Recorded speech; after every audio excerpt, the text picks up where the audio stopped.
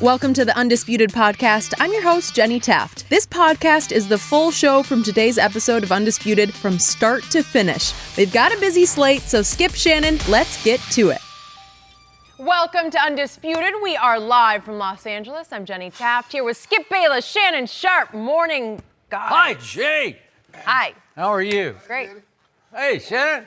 Bohemian Jenny this morning, she done cleaned up very well. You ain't noticing this morning. I don't think about that. Bohemian Midwest Jenny. Oh, It was okay. cold out. I had a She hat got on. so many different personalities, Really? Skip, you don't know. Like you. I wouldn't know. I don't know. I got one. You don't know much about Got it. one Full thing on force your mind. every day. All I know is that my man Kyrie Irving just upstaged the NFL playoffs, and that is hard to do on a Thursday before the championship I'm looking games. at all the- You right? We're not Yep. hold I on, agree. Skip. I'm looking Yep. at all these topics. Yeah. Where the Cowboys? Are we talking about the Cowboys NFC champs? Well, Cole Beasley liked this comment. It's some kind of story, but we're not going to do that. Too soon, Shannon. Yeah. Come Oh, my bad, on. Skip. All right. On today's show, is Tom Brady as good as he's ever been? We'll get there. And Skip, have you been talking with Brett Favre lately? Because he seems to take your side when it comes to the Carson Wentz, Nick Foles debate. We'll tell you about it next, but we are going to start with Kyrie Irving. He had a lot going on yesterday. He scored 27 points, had a career-high 18 assists, and hit a number of clutch shots to lead the Celtics past the Raptors. This all followed Kyrie's comments over the weekend saying his young teammates don't know what it takes to win a championship. Then, in a surprise move after last night's game, he told reporters that he reached out to his former teammate, LeBron, a few days ago. Take a listen. It was a big deal for me because I had to call Bron, and tell him, I apologize for being that young player that wanted to everything at his fingertips, and I wanted everything to be at, my threshold. I wanted to be the guy that led us to championship. I wanted to be the leader. I wanted to be all that, and the responsibility of being the best player in the world and leading a team is something that's not meant for many people. And Bron was one of those guys that came to Cleveland and tried to really show us what it's like to win a championship. And it was hard for him. And sometimes getting the most out of the group, it's not the easiest thing in the world. And like I said, only few are meant for it or chosen for it. And, I feel like the best person to call was him because, he's been in this situation. He's been there with me where I've been the young guy of, being a 22-year-old kid and, wanting everything. Wanting everything right now, coming off an all-star year starting, and then, this heck of a presence comes back, and now I got to adjust my game to this guy. And, you take it personal, but at the end of the day, he just wants what's best, and he has a legacy he wants to leave, and he has a window he wants to capture. So I think what that brought me back to was like, all right, how do I get the best out of this group of the success they had last year, and then helping them realize what it takes to win a championship. All right, there was a lot there. Shannon, do you like Kyrie calling LeBron? I love it. Because it takes a big man to admit that you did something wrong or you handled the situation wrong. So lo and behold, my grandfather told me something at a very young age. He said, son, if you're not careful, you'll become the very thing you despise the most in a person. Skip old Barney Damas. Barney Porter was his name. Old Barney Damas. I wish I had him as my Woo, Skip. So when you think about this, everything that Kyrie despised about LeBron and how he tried to drive him, how he tried to motivate him, how he tried to explain to him and help him understand. Because even when he left, he told Dan Gilbert, don't trade him. Let me get in the room. Let me sit down and talk to Kyrie because emotions. Remember, Skip, emotions are high, logic is low. Dan, don't do it. Let me meet with Kyrie. Dan Gilbert did it anyway. You see, Skip, Kyrie laid it out. When Kyrie was just starting to come into his own. He had become an all-star for the very first time. He started the all-star game. Now he's starting to ascend. Now the best player comes back. Now he has to take an auxiliary role. Not that he's a role player, Skip, but now he's no longer the best player on the team. Now he's no longer the first option. Fast forward. Bam. Now Kyrie was there last year, Skip. Kyrie gets hurt. Gordon Hayward gets hurt. Jason Tatum, a sin. Jalen Brown, a sin. Terry Rozier, a sin. Now Kyrie comes back. Just tell me, wait a minute, bro. What you talking about? Jalen Brown said, what you talking about, bro? We was one game away from the NBA Finals without you. And now you want to come up here and talk about this is what we need to do. This is how we need to do it. Now, all of a sudden, Jason Tatum got to take fewer shots. Jalen Brown, instead of starting, he's coming off the bench. Terry Rozier said, man, I was getting me 27, 28 minutes. Now y'all give me these little old piddly minutes. You see, Skip? All this is funny. They say being young is wasted on the youth. It is. Because, Skip, you don't understand it at the time. You want what you want. You want how you want it. Because everybody says, man, I want to win, I want to win. They do. I sincerely do. A lot of people want to win. But, Skip, I need to win my way. I need to win getting my 25 and 10. Or I need to win, Skip, getting my 10 catches, 150 yards, 2 touches. Now, if I got to win any other way, I don't want to win like that, bro. Because I ain't going to get no credit. And see, who did he call? Oh, Bron. The guy that all the drama king. He loved chaos. He loves turmoil around him. The very person that you despise and you couldn't wait to get away from. Skip, right. You called him. LeBron looking down at his phone. He hit that block button. You'll send him straight to voicemail. He took the. Wow, no, he didn't. Hold on, Skip Bayless. Let me tell my side of the story. When you get the ball, he like, look down. He was Savannah. He like, Bron, who was that? I think he's with Kevin Love. Will you let me tell my side of the story? He was at dinner with Kevin Love. I know where he was with. Whatever. But anyway. Go ahead.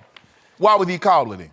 I thought he wanted to get away from it. Normally, the way I do things, and I don't know how you do it, Jenny, but if you wanted to get away from an ex-boyfriend, you calling him about anything? If you want to get away from a girlfriend that wronged you, you calling her for anything? Or a guy that said, you know what? Instead of playing with LeBron, I'm going to have surgery. So either you get me up out of here or I'm having surgery on your watch. And the very person that he despised, I told you, Skip Bayless, called him. Hey, LeBron, bro, I'm sorry. I handled it wrong. And some of the things that I said and some of the ways that I acted was unbecoming to a guy that wants to be a leader. See, everybody, he said it. Teddy Roosevelt said either you're born, sometimes you're born great. Sometimes you have greatness thrust upon you. It doesn't matter. What do you do with it? And LeBron James, one of the greatest leaders of all time, tried to show Kyrie what it took. And he said, Skip, what did he tell Kyrie? He said, I tried to give this young man all the tools. He said, no, he called him a kid. He said, I tried to give the kid. He's like, well, you got upset. Why do you got to call Kyrie a kid? Kyrie's not a kid. He's a grown man. He said, I tried to give the kid all the tools, partake everything that I knew. So when it's his time, he'd be ready. But he didn't want it. Lo and behold, everything that he needed was right there in front of him. And now when Kyrie said this, you know what it makes me feel, Skip? I feel sad because they should still be together winning championships. LeBron definitely misses him. I'll give you that. I can't tell. LeBron didn't call him. He called LeBron. So who missing who? Tell me when you're finished. I'm done. Once again, you have completely missed the boat on this. I had no use for what Kyrie did because he basically used LeBron as a prop here. And his Boston teammates are not going to like this. I don't like it a bit. And let's frame who Kyrie is. I've always told you, he's one of a kind. He goes his own way. He marches to a definite beat of a very different drummer because I've never closely observed any NBA superstar who thinks and acts like Kyrie does. He's a deep dude, but he can be a weird dude. And this was weird logic that he followed to try to get out from under the mess that he made on Saturday night in Boston with his team. It was in Orlando, but with his Celtics teammates. By apologizing to LeBron for being immature and not seeing the big picture, he's trying to send the message to his younger teammates that they should do the same thing to him. You guys owe me an apology because I'm your LeBron. I'm trying to show you how to do this. You're going to see the big picture sooner or later. You're going to one day regret that you all got mad at me, but I can see the big picture because I've won a championship and you guys have not won. I know how to do this, so I apologized to LeBron, and he said it took a real man to do that. He's sending a message to his locker room. If you guys ever become real men, you'll wise up and grow up, and you'll apologize to me too, because I'm just trying to show you how to win. That's exactly what's going on here with Kyrie Irving. And let's go back to that flashpoint and let's remember what the circumstance is, and you were touching on it. These guys, these young players with no Kyrie and no Gordon Hayward last year, went up 3 games to 2 games on LeBron's Cleveland Cavaliers in the Eastern Conference Finals. And they lost that game to go to 3-all. That was at home, and then at Cleveland, and then they went back home for Game 7. And remember, they were only down 3 going to the fourth quarter of Game 7. So they have that on their resume. They can turn to Kyrie and say, without you, we almost got home. LeBron took over in the fourth quarter in large part because they couldn't buy a 3-point shot. Remember, they shot 3 for 13 in the fourth quarter. So is it possible or probable that Kyrie would have closed that deal for them last year at home? Yeah, it is, because that's what he does. LeBron closed it, considering that the closer was in Boston. Yeah, but the problem was that the Celtics are shooting 3 for 13. Try that on in one quarter, to miss 10 threes in one quarter. If you make 3 of them, we're having a different conversation right now. But the point is, that happened, and then this happened in the fourth quarter with just seconds left. They're down 2 at Orlando on Saturday night. And if we could see the huddle, you know, where Kyrie is screaming at his poor coach, Brad Stevens, saying, no, this is the wrong play. He's going off on the coach. No, you've called the wrong play. And Brad Stevens saying, no, this is the way I want to do this. So now they're going to inbounds the ball with Gordon Hayward throwing in. Did LeBron ever do that, Skip? Kyrie's, well, I've seen him do it before. No, you didn't. And he inbounds to Jason Tatum, who takes the shot from the corner, and Kyrie was way up high. He was actually past the half-court line, and he wanted the ball inbounded to him so he could just go one-on-one and maybe shoot a 3 to win the game. Right. And so he goes off on any and everybody. Nobody knows how to win here. I got to teach this team how to win. And then the next day, Jalen Brown was furious about it. And you remember his quote? He says, "We can't be pointing fingers. It starts from the top to the bottom, not the bottom to the top." So that was a shot directly at Kyrie. So now Kyrie sort of apologized for it the next day, but it didn't really come across as an apology, because he said, you go and you say something publicly and it ends up received in so many different ways, and you never know how fragile or what guys are going to go through when you say something. So he's saying they're fragile, like they didn't take it the right way. And he goes on to say, I've been there to the championship. I've tasted it, but I can't expect that they're going to get it. I'm working on my patience now, and just coming to help these guys to blah, blah, blah. So he's saying, who has used that word patience? Well, what he's saying is, I'm now LeBron, and you guys got to treat me like LeBron. Well, he's not LeBron yet, because he's still only 26 years of age. So he's not that much older than these guys, because a lot of them 22, 3, 4. So it's not. Remember, when LeBron went back to Cleveland, he was 30 years of age, and Kyrie was 22 years of age. Yes. So the age range was dramatic compared to his age range here. Yes. So he obviously helped LeBron win a championship. Yes. But he hasn't won one by himself yet. And so he's talking about leadership, and he said, like I said, only a few are meant for it or chosen for it. So I think he's starting to doubt, am I a leader or not? Well, what he is he is a great closer, and he backed it up last night, because you want to talk about closing against Toronto last night? Yeah, he had a big shot. Oh, well, not just shots. I mean, remember, that game is 106 all with 2:39 to go. Celtics go on an 11-0 run because Kyrie hits a turnaround jumper. Then he hits that 3 you just mentioned right in Kawhi's face. Oh, you mentioned his name. So you like that. When he gives up a shot like that, I'll tell Kawhi. Skip, you ought to be ashamed of yourself. And by the way, that guy you just talked about, over that 11-0 run over the last 2:39, he scored exactly 0 points and took 1 shot, a 3, and missed it, after he'd scored 33 points the previous portion of this game. So he just, I don't know. Ain't no just. Yeah, Stop. I don't know. Kyrie took the game over, and it was a big game. It was one of those pivotal Eastern Conference milestone games where you say, oh, okay, I see that. So Kyrie's message to his team is, yeah, we can win games like that, but we got to beat Orlando on Saturday night, and you guys don't get that yet. And I think he decided, you know what, I'm going to call LeBron, and I'm going to apologize to LeBron so I can show these guys, you owe me an apology. No, stop it, Skip. You know, because again.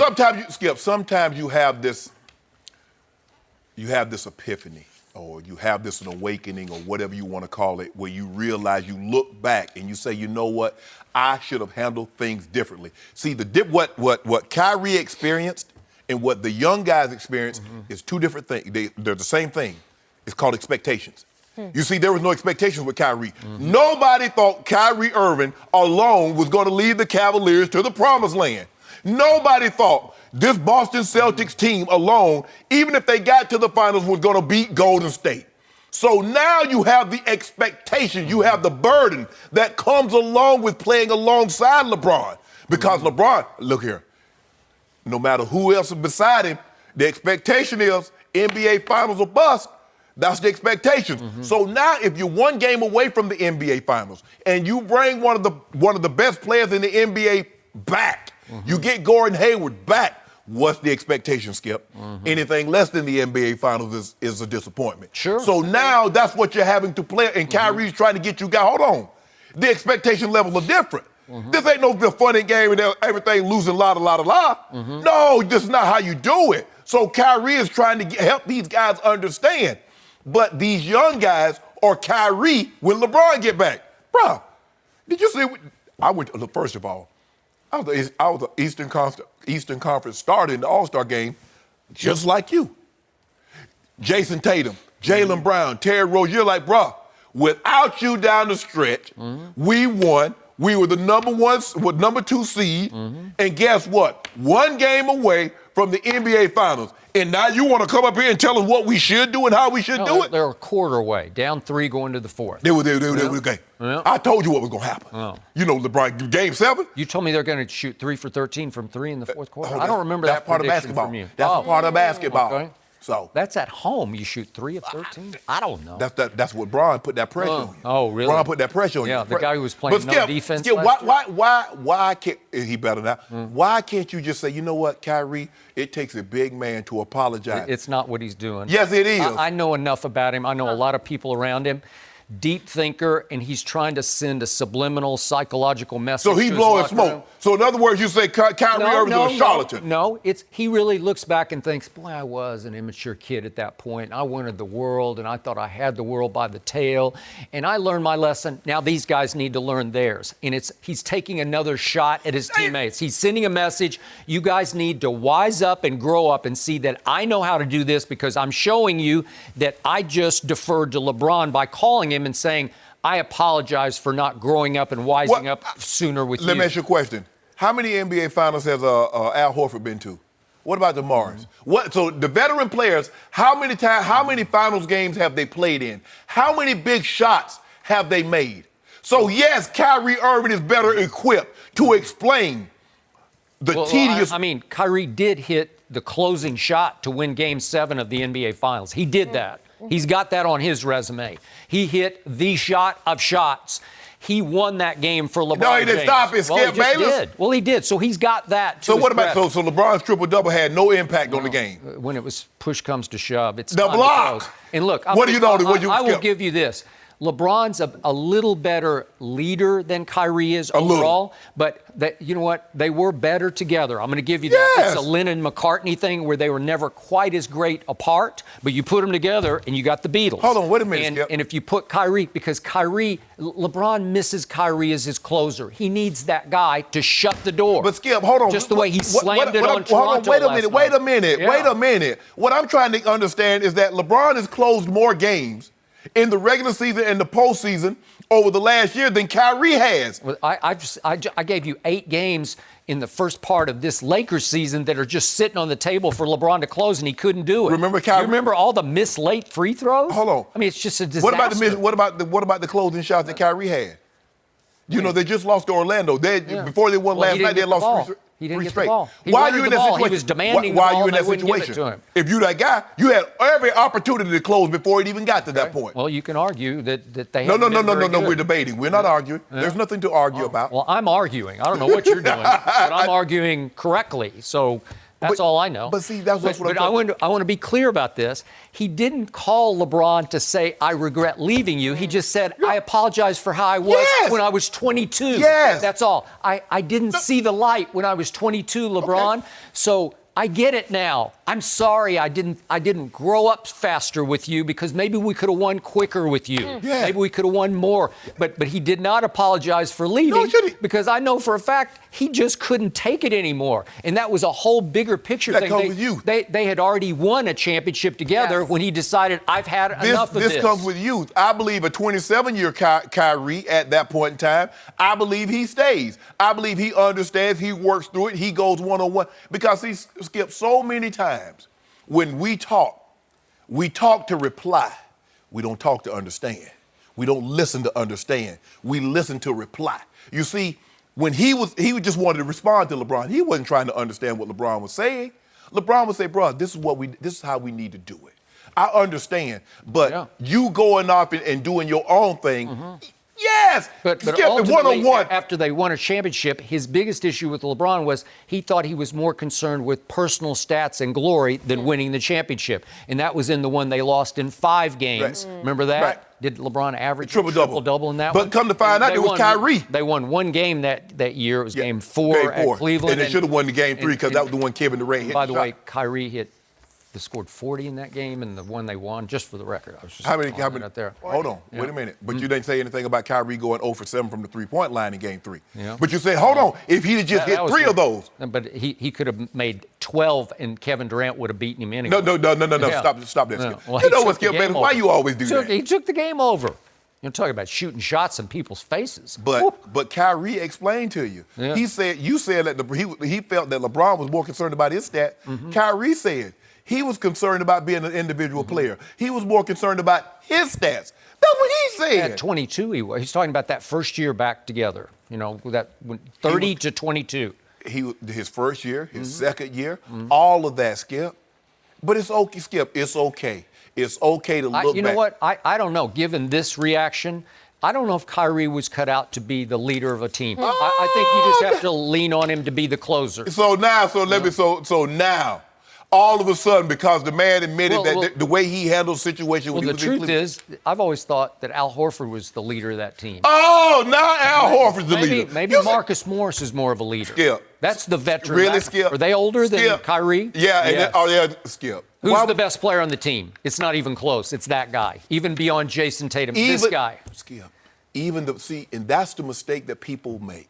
People automatically assume that the best player is the leader, just like a lot of teams make the mistake in football that the quarterback is the leader, and that's furthest from the truth. And that's what gets. And that's what. Yes, that's what I'm saying. You can't automatically assume that, and you automatically see what got you, what's stuck in your craw.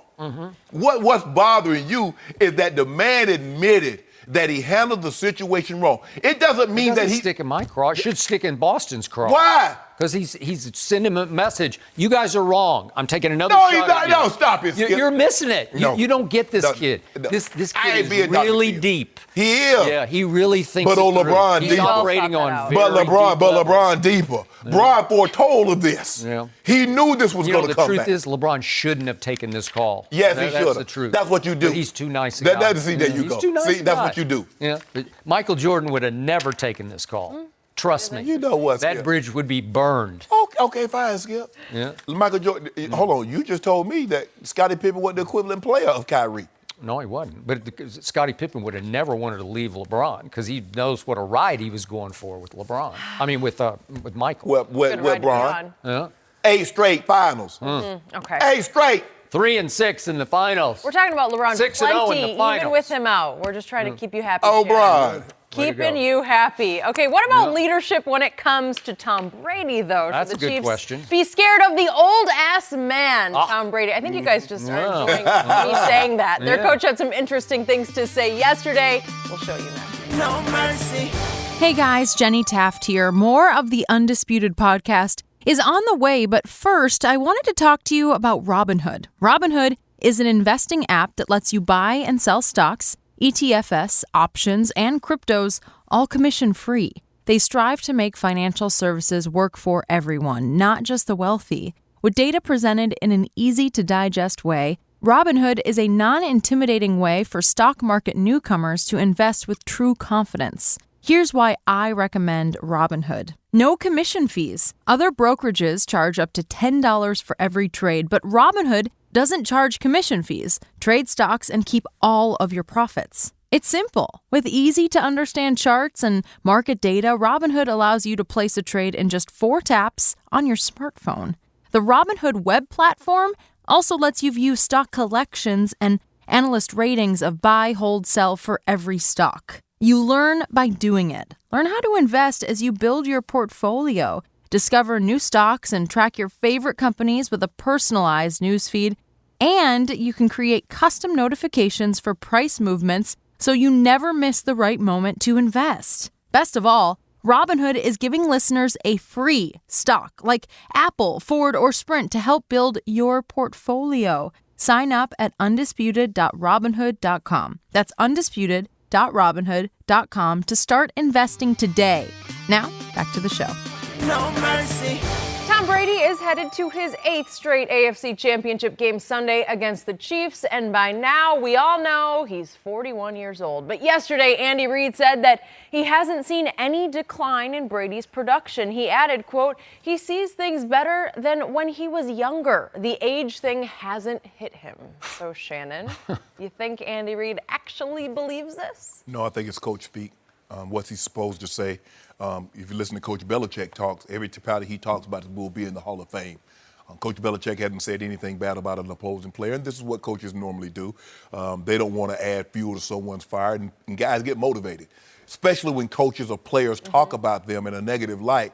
It fuels their fire. They go out there, and not that they need that, but it's just something about someone that coaches the game, playing the game, or that has played the game, fuels and motivates a player like you wouldn't believe. And if you just look at the last 2 weeks, he played 2 of his best games. He played against the Chargers, might have been his best game. And the last game of the regular season against the Jets, he played unbelievable. But when we critique, analyze, or judge an all-time great, and that's what Tom Brady is. He's an all-time great. He is a pantheon, a transcendent figure. You measure him against a younger Tom Brady. You don't measure him against today's quarterbacks. You don't measure him against the other great quarterbacks that's currently playing. That's not how you measure him. That's not how we measure other great players. We measure them against them younger selves. Tom Brady was 18th in completion percentage, 13th in yards per attempt, 10th in touchdowns, 9th in QBR. Is that Tom Brady-esque? Yes. Did he fall off a cliff? No, he's not Blake Bortles. He could probably be 48 and be better than Blake Bortles. But if you compare him to what we're used to seeing, this isn't Tom Brady. Tom Brady is normally top 3 in quarterback as far as touchdown passes. He's top 5 in QBR. He's normally top 5 or 6 in completion percentage. So this is not the, is he good? Yes, still a great quarterback. But when you measure him against a younger self, we've seen it. A 35-year-old or a 30-year-old Tom Brady is not taking a sack right before the half when they don't have a timeout. That Tom Brady isn't doing that. A 30-year-old Tom Brady is not flinching in the pocket. He's not missing Chris Hogan when he's wide open in the end zone. That Tom Brady isn't doing that. So, look, I commend Andy. Hey, great. Ooh, I'm believe we're going to do big things. But secretly behind the scenes, I know what he's telling his defense. For fact. So answer me this.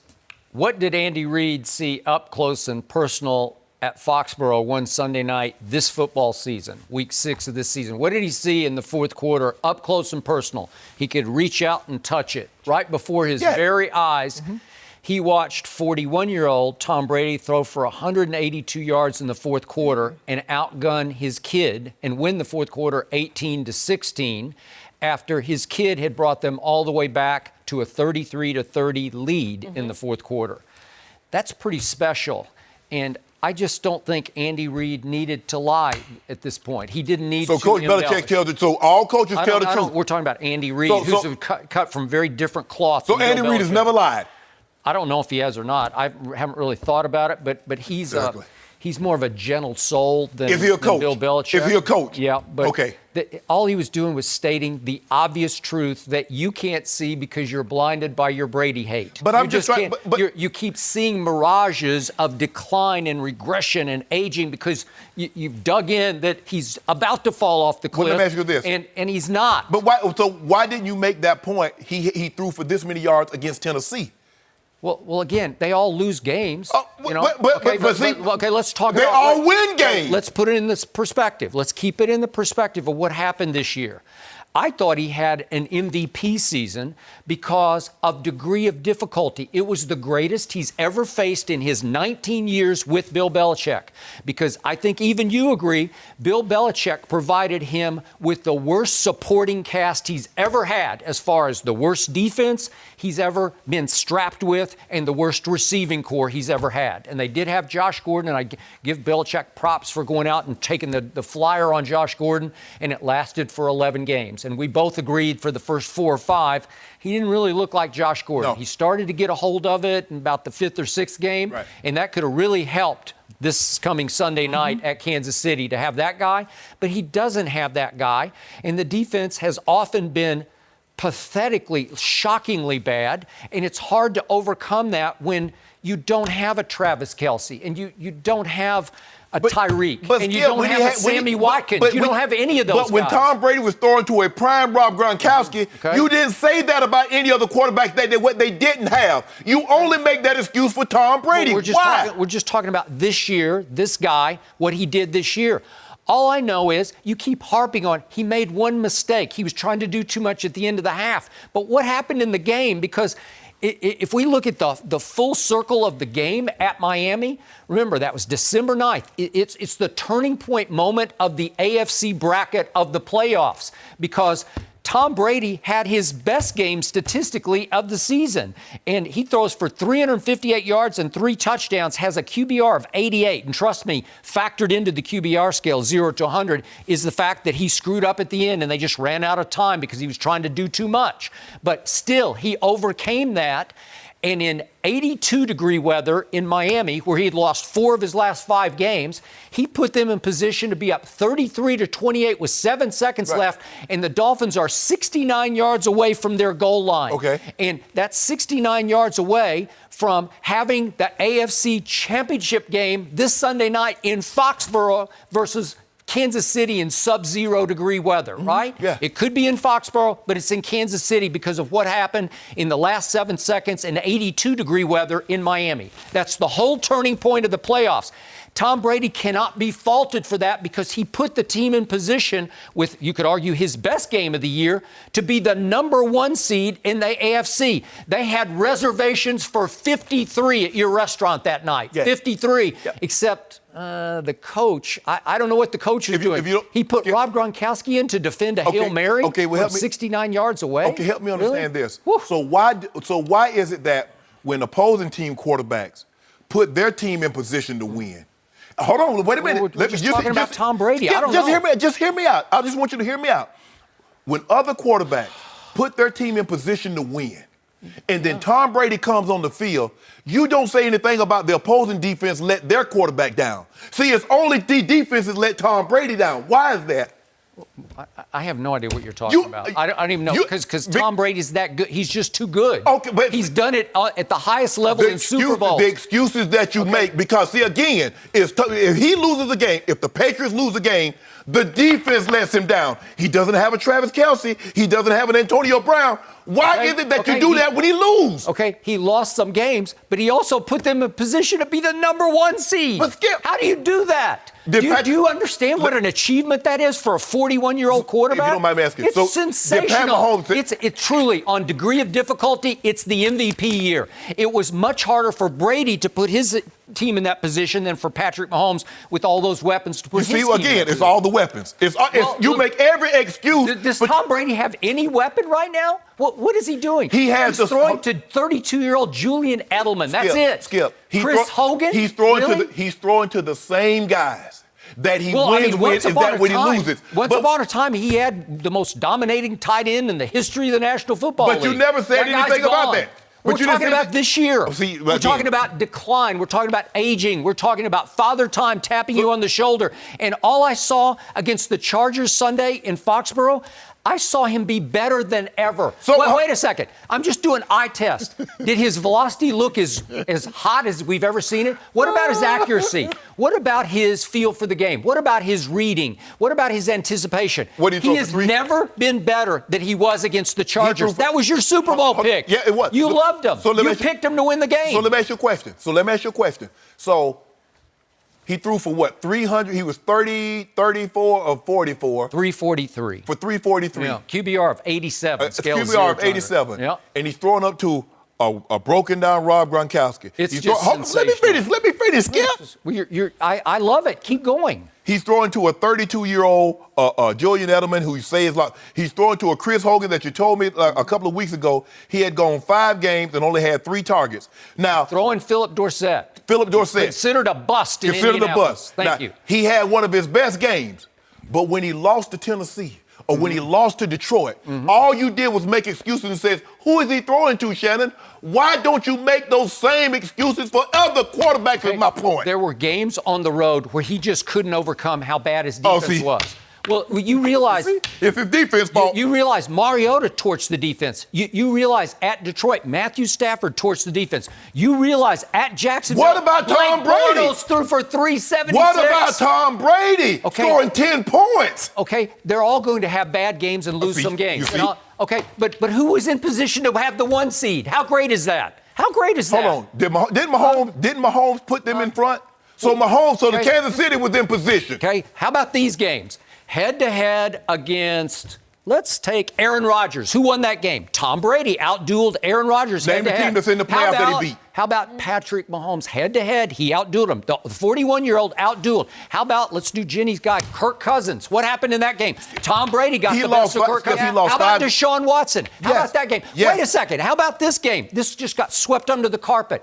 Tom Brady took the Patriots to Chicago against the #1 scoring defense and hung 38 on them at home. That was their only home loss. And by far the most points the Chicago Bears gave up all year, 38 to Tom Brady. That's sensational. And he was throwing to who? So, he hung 37 on the... he's throwing to who is right. Hold on, wait a minute. Wait, that's my point. He hung 38 on the #1 scoring defense, but he got 10 against Detroit. Why? He got 10 against Tennessee. Why? He got 10 against these other Jacksonville. Why? Okay, do you want me to start in on Aaron Rodgers' bad games? No, this is not Aaron Rodgers. Aaron Rodgers is not in the playoffs. We're talking about Tom Brady. Wait a second. Aaron Rodgers is much younger, and you say he's transcended the greatest thrower in the football ever. His team went 6-9-1 this year. They all lose some games. No. Yes. They do lose games. But I'm talking about the excuses you make when Tom Brady loses. He's got nothing. If we compare his supporting cast to all the other teams. Why does he have nothing when he loses? He's got nothing because of Bill Belichick. Thank you. See, Okay? Now he has nothing. He actually had an MVP year this year. No, but he you did won't give him not. credit. And Andy Reid is speaking the obvious truth that what did your eye test tell you? You came in and sat here on Monday morning and you said, that was virtuoso. It was. Okay, so how do you do that if you've regressed, if you've declined, if age has eaten away at your accuracy and your velocity? Let me ask you a question, and be honest. Be 1,000% honest. Take the top 25 quarterbacks in the NFL. If you do not pressure them and you do not reroute their receivers, how many guys of the top 25 quarterbacks currently playing could do what Tom Brady did on Sunday? Against the Chargers? Against the Chargers. Oh, maybe 3? Seriously. Maybe 3? In a playoff game? Skip. The Chargers came in hot. They were 8-1 on the road. 8-1. Skip. And the one road game was a home away from home game. It was in the Coliseum here in L.A. So That's sensational. So you're telling me of the top 25 quarterbacks, if you do not... do you know how much talent is on the Chargers defense? Skip, they didn't hit Tom Brady but once. Okay, yeah, but again, he gets rid of the football quickly and accurately, and he reads faster than anybody playing the game right now. He speed reads, and that's Andy Reid's point is not only is he 41, but he's got 41 years of experience that others don't have. Okay, he's speed reading. Did you ever see him quicker with the ball than he was Sunday? Okay, why? So you can't get to him because the ball is out. Okay, so why did he lose to Tennessee again? He speed reads. They all lose. They all lose games. Oh, so you see what happens when they put Tom Brady on his butt, or they rerouted. Who should have been the number 1 seed? Help me out. What do you think? Kansas City. Oh, stop it. Kansas City. Okay, whose fault was it that the Miami Miracle happened to the New England Patriots? Whose fault? Skip, that's one game. What about the other 15? It was the game. No, it was not. It was the game. They're in position. If the deal gets closed, we're having a different conversation. Well, if you close the deal against Detroit, if you close the deal against Tennessee, if you close the deal against Detroit, your hands right now saying they can't.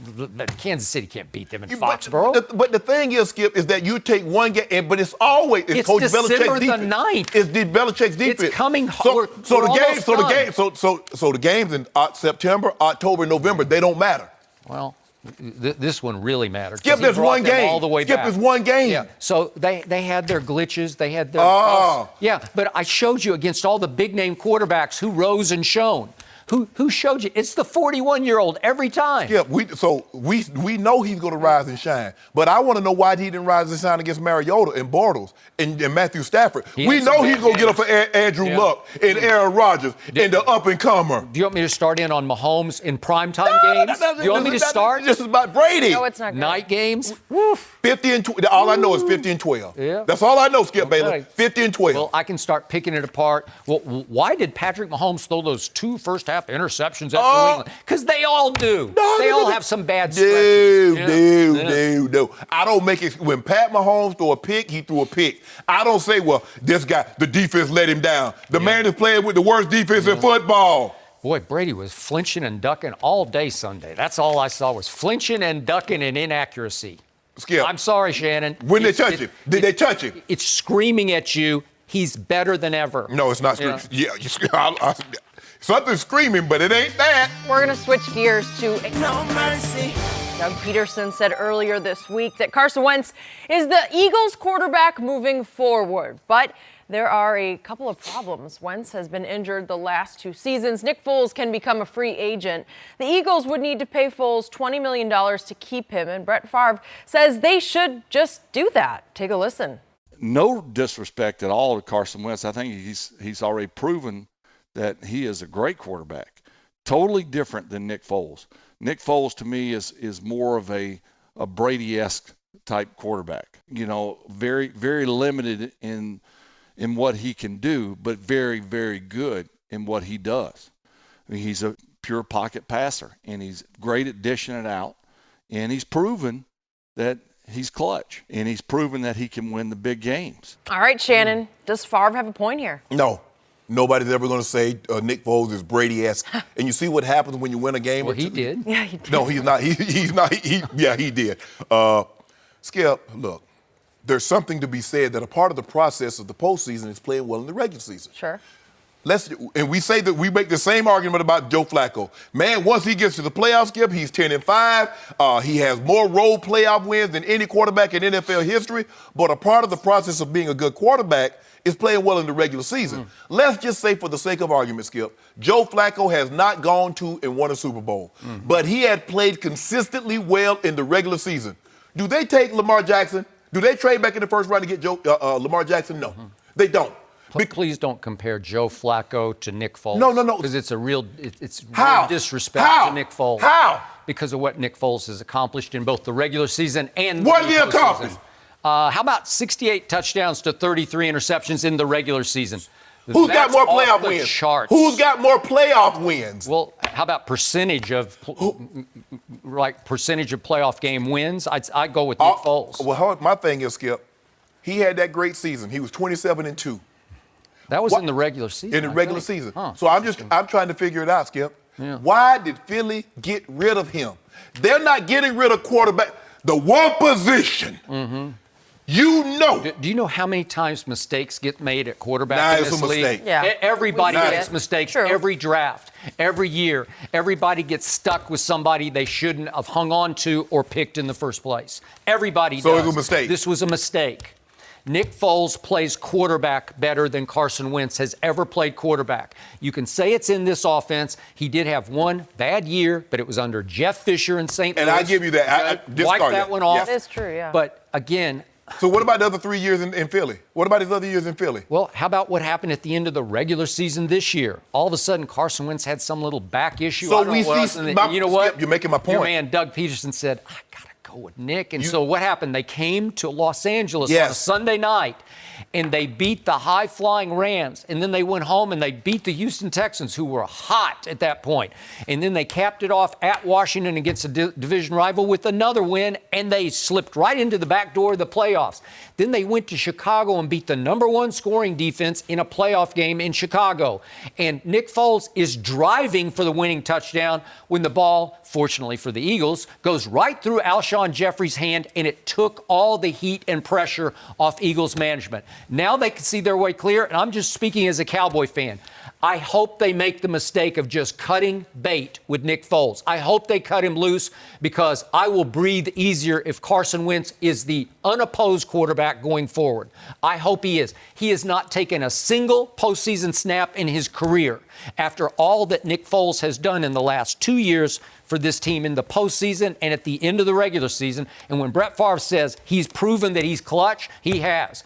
All I know is that Carson Wentz lost twice to Dallas this year. I saw. So I guess if you hold on, Skip, you tell him now. Hold on, wait a minute. You told me Dallas had a chance to go to and get to the Super Bowl. So losing to this team that could get to the Super Bowl, is that a shame in that? Well, you tell me that Carson Wentz is the best quarterback, at least in the division. He wasn't in those 2 games. He was. Oh. Dak Prescott was better in both those games.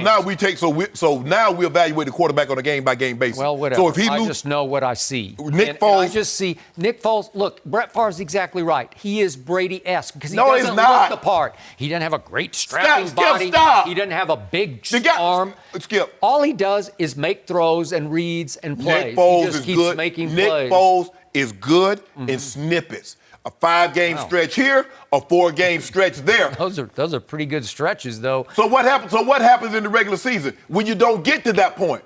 Well, like I said, 68 to 33 is you can't find that. That doesn't grow on trees. You can't just go draft another guy who's going to go 68 touchdowns to 33 in the regular season. Hold on, 68 to 33. Yeah. So one season he had 27 and 2. Yep. So 31 and 6, so that'll be 35, right? So in the other seasons, he's 35 and 31. That's not right.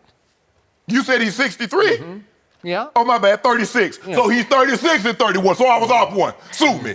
So that's what we're going to trade Carson Wentz for a quarterback in all the other seasons in which he started, except that one season, he's 27 and 2 for a 36 and 31. I wish I might. On what day? Good luck. That's what Good luck, because I've told you from the start, I didn't love Carson Wentz going into the draft. He doesn't have the feel for playing the position that this guy does. This guy was born to play quarterback in the National Football League. He just gets it. Brett Favre can see it. It's just it's Brady-esque. It's feel for how to operate an offense. Maybe it's Doug Peterson's offense. Maybe he had a chance to feel it. Yeah. He scored 0 points in after the first quarter. What was happening? What did you see at New Orleans? What was happening in the last I don't drive? know what happened. Completion. Yeah, and here's another one right in Alshon's hand. Why did we get down to the final drive? That game had 21 to 20 written all over it, and you're sitting in your 88. room saying, Skip. Here we go again. What am I supposed to do about this? 0 points, 88 yards, 2 picks. What am I supposed to do about that? Happened. You know what you're supposed to do about it? I told you, over the last 9 games, New Orleans has the second best defense in all of pro football. They're really good. If you're that guy, that shouldn't matter. They're especially good in that dome. If you're that guy, it shouldn't matter. Hot. Hold on, let me ask you a question. Well, he puts you in position to go win it 21 to 20. Who has a better defense? Chicago or New Orleans? That's close. It's a close call. Well, he beat Chicago's defense. Okay, then. But he couldn't beat New Orleans? Well, he was about to beat them. Was that a drop? Help me out. You're a Hall of Famer. It was a drop. Yeah, went right through his hands, right? But I need to know what happened in the second quarter and in the third quarter, because we shouldn't have been in that position because we had them on the rope. We had them 14-0. Hey, what happened in the first quarter? It was 14-0 because he was hot. Yeah. And he cooled out real quick. Yeah. And then he threw a jump ball that I thought Zach Ertz should have gone up and jumped for and got. He did. He didn't. But Marshawn Lattimore made a hellacious leaping interception. in the games he started, I think he started 3 games or 4 games? The last 3 games of the season? He won all 3. He won all 3. Yep. He didn't qualify, but had he qualified, he'd have been 21st in yards per attempt, 25th in touchdown to interception ratio. Can I interest you in that? How many games? Hold on. How many games do you think? Wins? Skip. It's wins. It's what he does. Carson Wentz will not be. I hope so. I hope they listen to you. So let me. You know what? This kid, Carson Wentz, he deserves to go unopposed next year. Don't backstop him. Don't buy the insurance policy. Don't pay Nick Foles $20 million to stand on the sideline. Just cut bait. I want to see Carson Wentz alone. I want to see Nick Foles. I want to see Nick Foles, and I want to see Nick Foles go out on his own. And I hope he has success. And if he doesn't, what are you going to say? Well, they should have kept him in Philly. Because, see, that's what's going to happen, Jenny. What's going to happen if he doesn't have success outside of Philly? They should have kept him in Philly. But no, if you're that dog, you should be able to do whatever you do. Skip. I only care about what happens in Philly. Pardon me, but I'm just a Cowboy fan. Well, don't worry about it. Please stick with Carson Wentz. Hey, well, you already know how you guys do it. Yeah. Win the division, miss the playoffs. Win the division, miss the playoffs. Oh, so that's just set in stone. Yeah, that's how y'all do it. Go back to 2014. So next year it's done. Done. You will miss the playoffs. Done. Capital D. Yeah, watch. Capital O.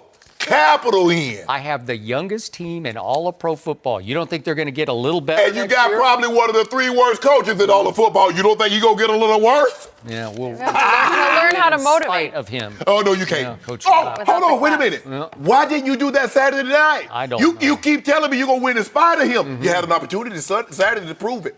My quarterback almost pulled Your quarterback ain't almost do nothing. Yes, he did. Almost do nothing. You give him the ball, if they convert the 4th down, or they stop him on 3rd and 7 from the 28, and my quarterback would have won that game. You know it deep down. They ran rough shot. It's rough shot, and I want you to. It's not I want you to go shot. Yeah. Told the Cowboys off defensive line, talking about, we're not going anywhere. Skip, Jenny, you've been to the bar. Guy gets drunk, and they ask him to leave. The bouncers ask him to leave. He's like, I'm not going anywhere, buddy. They say, oh, yeah, you get up out of here. I haven't seen that in a while. That's how they do it to the Cowboys D-line. All I know is the Rams' offensive line took DeMarcus Lawrence's soul. Yeah. They put, what you do, when you grab a mofo by the neck, I know. And then you choke him out. Somehow we took a Cowboys turn. I'm going to bring you guys back. I can't believe you, Skip Bayless. Yeah. Come back to this. We're going to talk about James Harden, guys. Have you guys seen what he has been doing lately? Yeah, I've seen it. We'll discuss his historic night next. No mercy.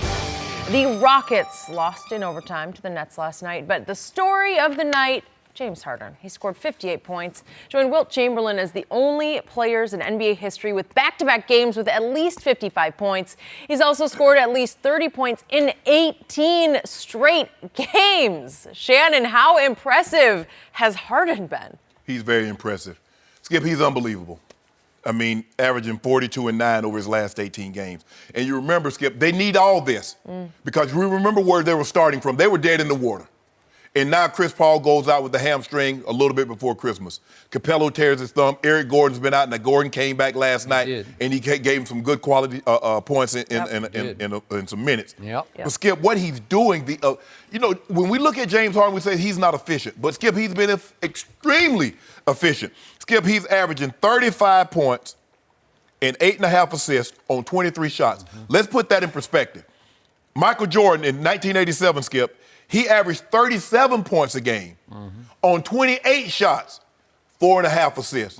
The last guy to go on a streak like what we're seeing right now was Kobe Bryant, the 2005-2006 season which he had that 81-point game. He averaged 35 points on 27 shots with 4.5 assists. So James Harden is averaging 35.5, the same number as Kobe, getting 4 more assists on 4 fewer shots.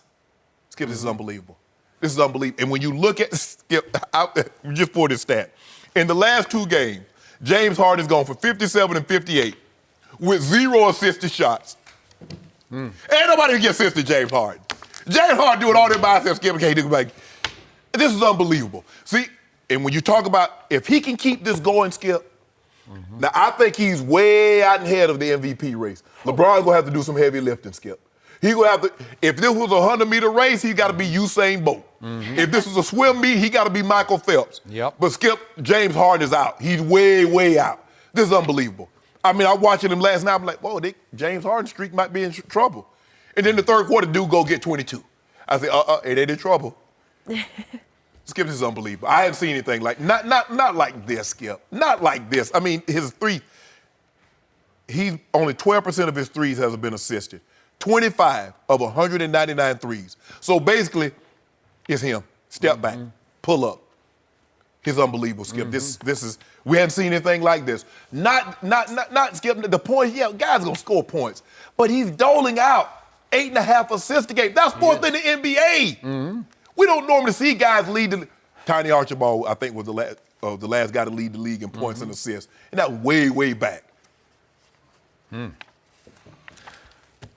I agree with everything you just said, and I wasn't that impressed with James last night.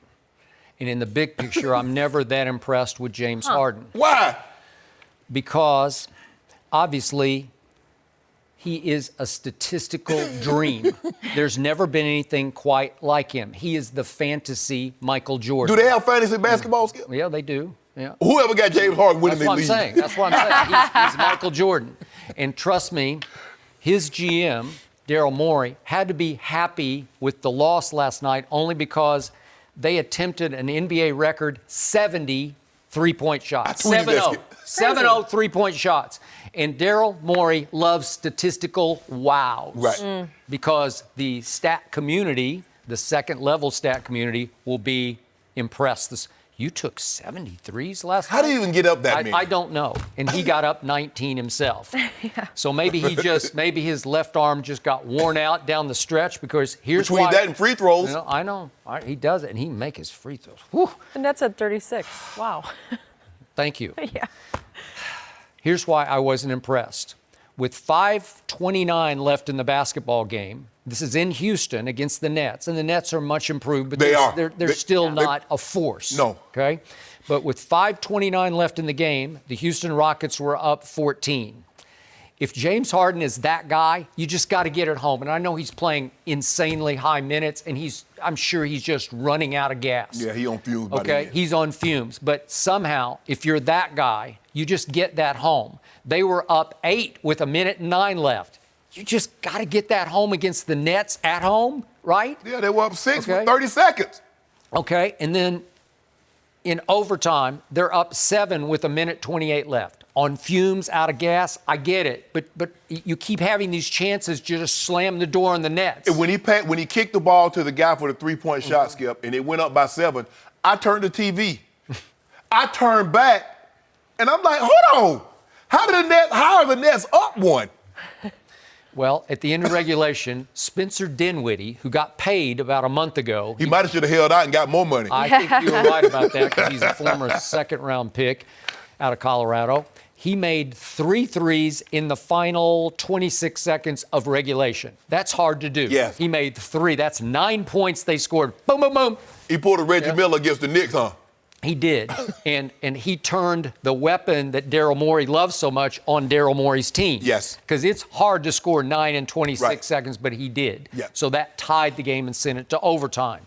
But what I'm saying is, in the big picture, listen, I'm in awe of what James Harden is doing because his skill level is just supreme. Yeah. And Chris Broussard made the point the other day. He's not supremely athletic. It's not like he's a mad dunker where he's just like bullying people. Yeah. He doesn't have LeBron's LeBron, right? Yeah. He doesn't have that power, that leaping ability, but his skill level and he's perfected the step back where it's unguardable. No. It's just unguardable. Because the way he can step back, sometimes he'll step directly back, and sometimes he steps back to the side. So there's really no way, and if he even looks like you fouled him, they call it. They're going to call it. Okay, but in the big picture, the reason I can't buy completely in, I've never bought into his mental toughness. Does he have that killer in him? Does he have that assassin?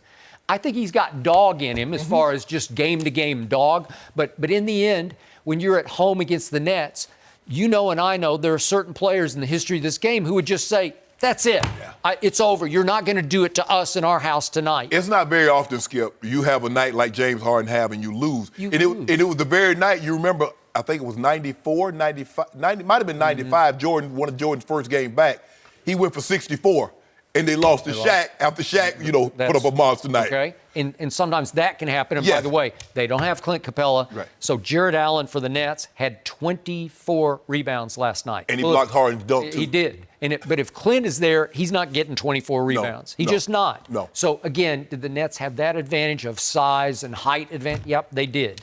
And the Nets they're now 500, 23 and 23. So they are respectable, and they are getting a little better by the They're gaining game. confidence. They're not a bad team. They're not a bad team, and they could be a factor on the Eastern side. But their coach did something. It's good. I don't know if Akins. Yeah. He benched D'Angelo. D'Angelo had a bad game. He's 4 of 11. Yep. And he went with the guy from Miami. I forget his name. What's the other point guard, Skip? Shabazz Napier? No. The other one, the white guy. I don't know which one you mean. Let me see that list. Joe Harris? Yeah. He started Joe Harris. Yeah, Joe Harris from brought it Virginia. home. Yeah. Yes, Okay. Joe Harris brought it home. Okay, he's like, hold on. Man, I'm looking at this. They going up and down the court. Yeah. D'Angelo, you're not guard. That's what got Houston in trouble, Skip. Yeah. They wouldn't guard. Skip, all you have to do is guard 1 or 2 possessions. You're up, Skip, you're up 6 points with 30 seconds to go, and you can't get that home in regulation. If you guard 2, making threes are great. But what happens when the game get close and you're not used to guarding anybody? Guess what happens? They go get easy buckets. Easy buckets gets you beat after you play a game like this. But I don't care what anybody say. 73 is too many, Skip. I don't care what anybody say. I don't care what the analytics say, unless you hit 50 of them. I know. I mean 73? They 73? hit 33% of them. You could start doing the math, because every time you make one, it's 3 instead of 2. Right. That was Coach K at the college level. He said, wait a second. This is going way back. Right. He said, I'm going to shoot that shot a whole bunch of times because Right. I'm going to beat you mathematically before this night is over, right? Man, and James Harden is shooting. It's not like any of his things.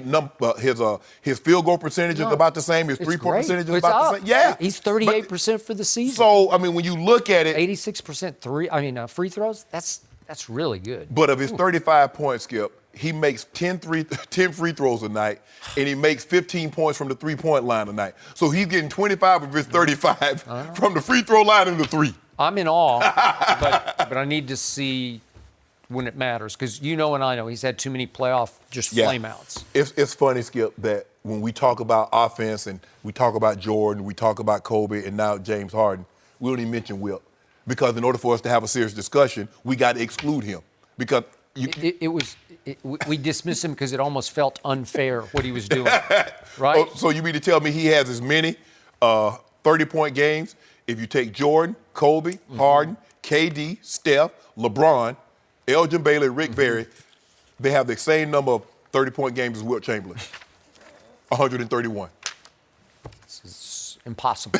And next up for Houston, visit here, guys, to the Lakers. Saturday He going. What you say? I bet feeling he he get might 50. do it again. I bet he get 50. Put on a show. Lonzo's going to put the clamps on him. LA Skip, you crowd, keep it He going. might. He'll guard him. We'll see what he can do. That's Lonzo Saturday can night. match up with Case of do he get 45? 45? Yeah. Let me think about it till tomorrow. Okay. How many I'll give threes you that. is he going to shoot? You got some 30? time to Oh, think you know about he's it. going to shoot a bunch of them, Skip. Okay, that is on Saturday, but on Sunday, will Bill Belichick's defense slow down Patrick Mahomes? We'll discuss that with James Harrison next. No mercy. And over in the AFC Championship game, Patrick Mahomes and the Chiefs are favored by 3 over the Patriots. But they lost back in October in New England, and Mahomes threw 4 touchdowns, but added 2 interceptions in that game. And yesterday, Mahomes said he was confused by the Patriots' defense in that game. New England came out with unscouted looks that they hadn't shown in weeks or years. We are joined by FS1 NFL analyst James Harrison. Good to have you back with us. I see you brought your homework, your notes. Good. You did a lot of work. I'm excited to hear this, but I'm going to start with Shannon. Yes. What do those comments from Mahomes tell you? That Coach Belichick still has it, that he can confuse opposing quarterbacks, considering this young man threw for 50 touchdowns. That's saying something. And that's what happens a lot of times. Alex Gibb, the old offensive line coach, Skip, when he would get up on the board and we going over defense, he said, son, we're not going to chase ghosts because we'll be here all day and night trying to prepare for everything they could possibly give us. He says, now, they're going to show us something that we haven't had an opportunity to go over.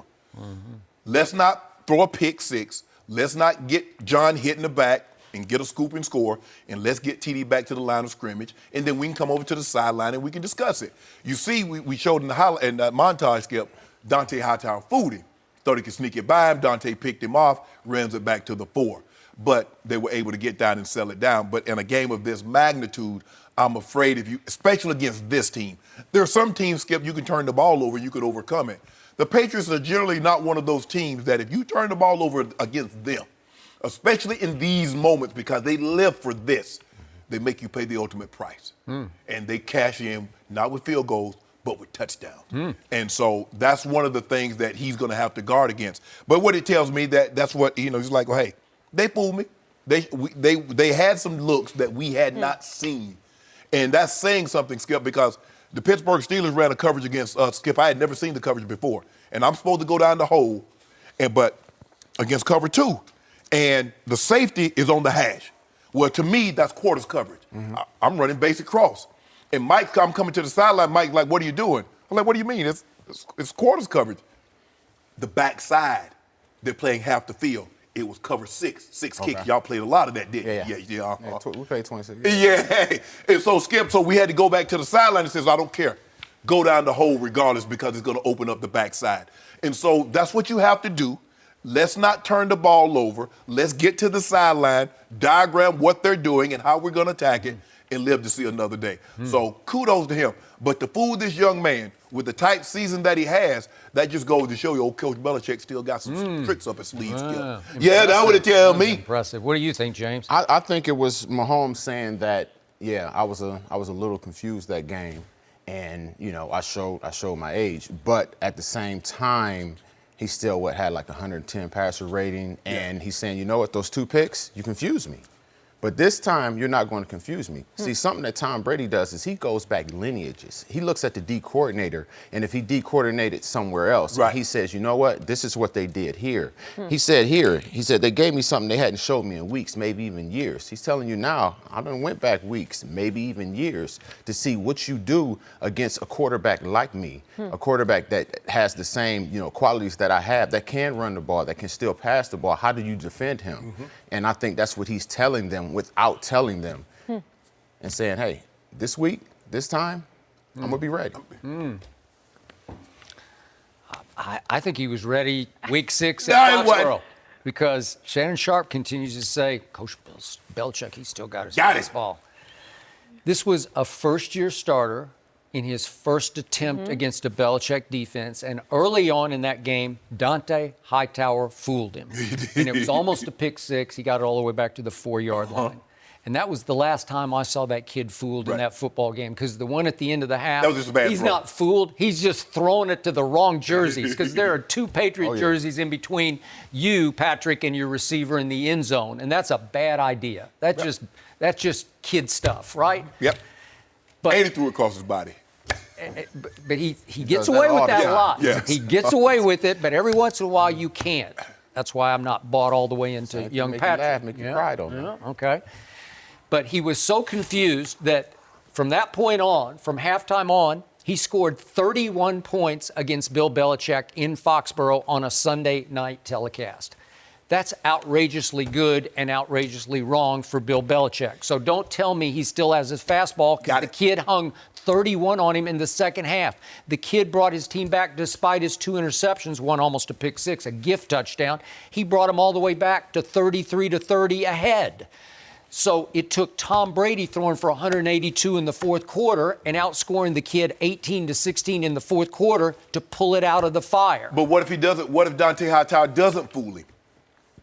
Because a lot of then maybe it don't fool him. That's 6 points, maybe, right? At least maybe 7. Kansas City just walks away with that game, right?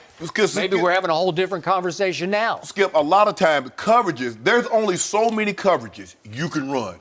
Quarters, cover 5, cover 1, single high bomb blitz.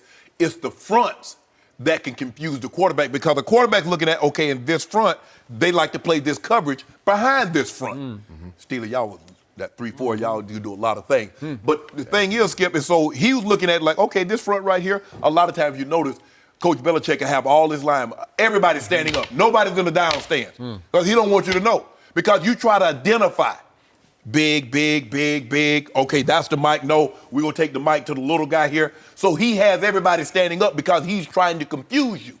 And so maybe they confuse Pat Mahomes with the front and says, okay, yeah, They gave us this front, but they played this coverage behind it. Pat Mahomes said, y'all won't get me again. I bet you that. So how many unscouted looks confused check down Alex Smith back in October or early October of 2014 in Kansas City when they won 41-14? You think unscouted looks really just wrecked him? He just checked everything down. But Skip, Skip, are you going to talk about Tom Brady turning the ball over three times? Hold on just a second.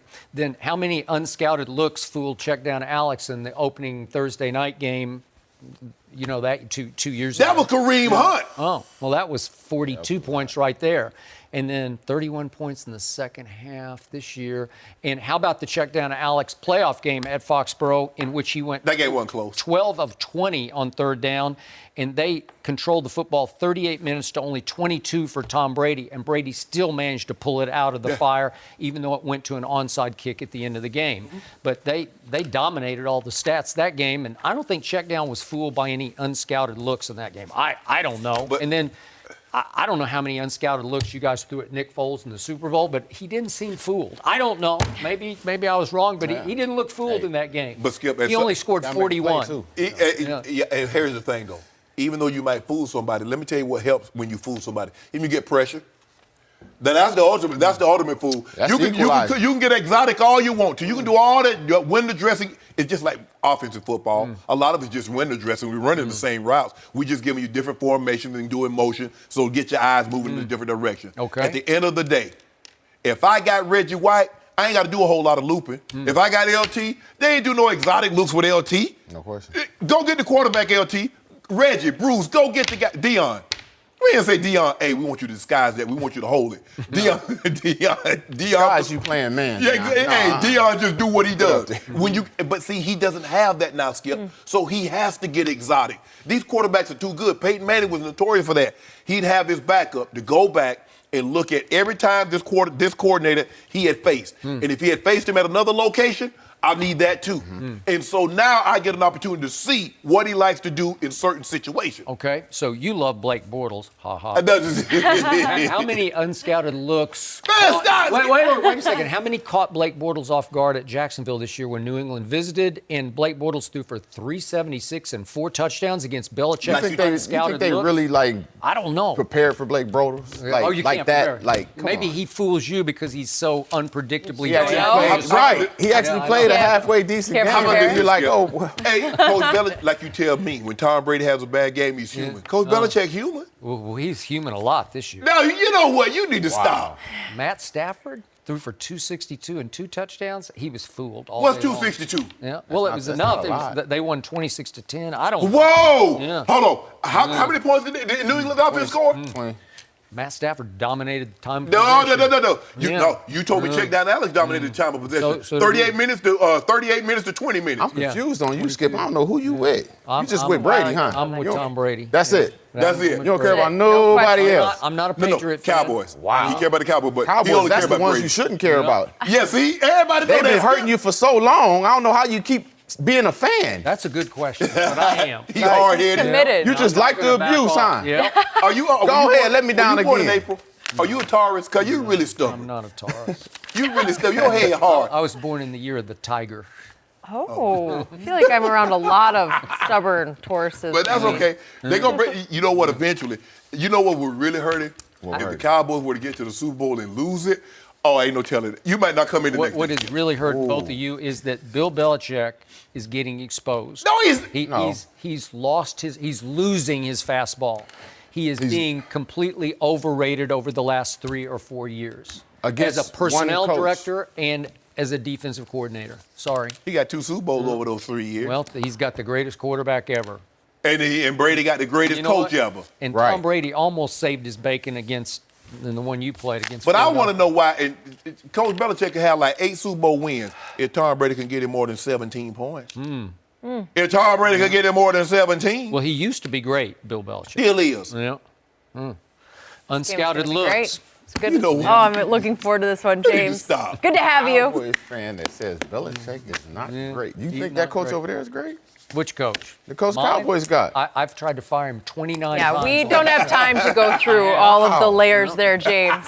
Not a fan over here. But I'm glad you came on all week. Good to have you. So, Guys, Oklahoma, they've got a new quarterback, Jalen Hurts. Could they Getting our go scraps. 3 in a row? Hurts. Get our scraps. Heisman? Yeah. Scraps? Yeah. You were a big fan of him all year. We're going to have more time to discuss next. 5 in a row? No mercy. Yesterday, Jalen Hurts announced that he is transferring to Skips, Oklahoma Sooners. Shocker. Shannon, Yeah.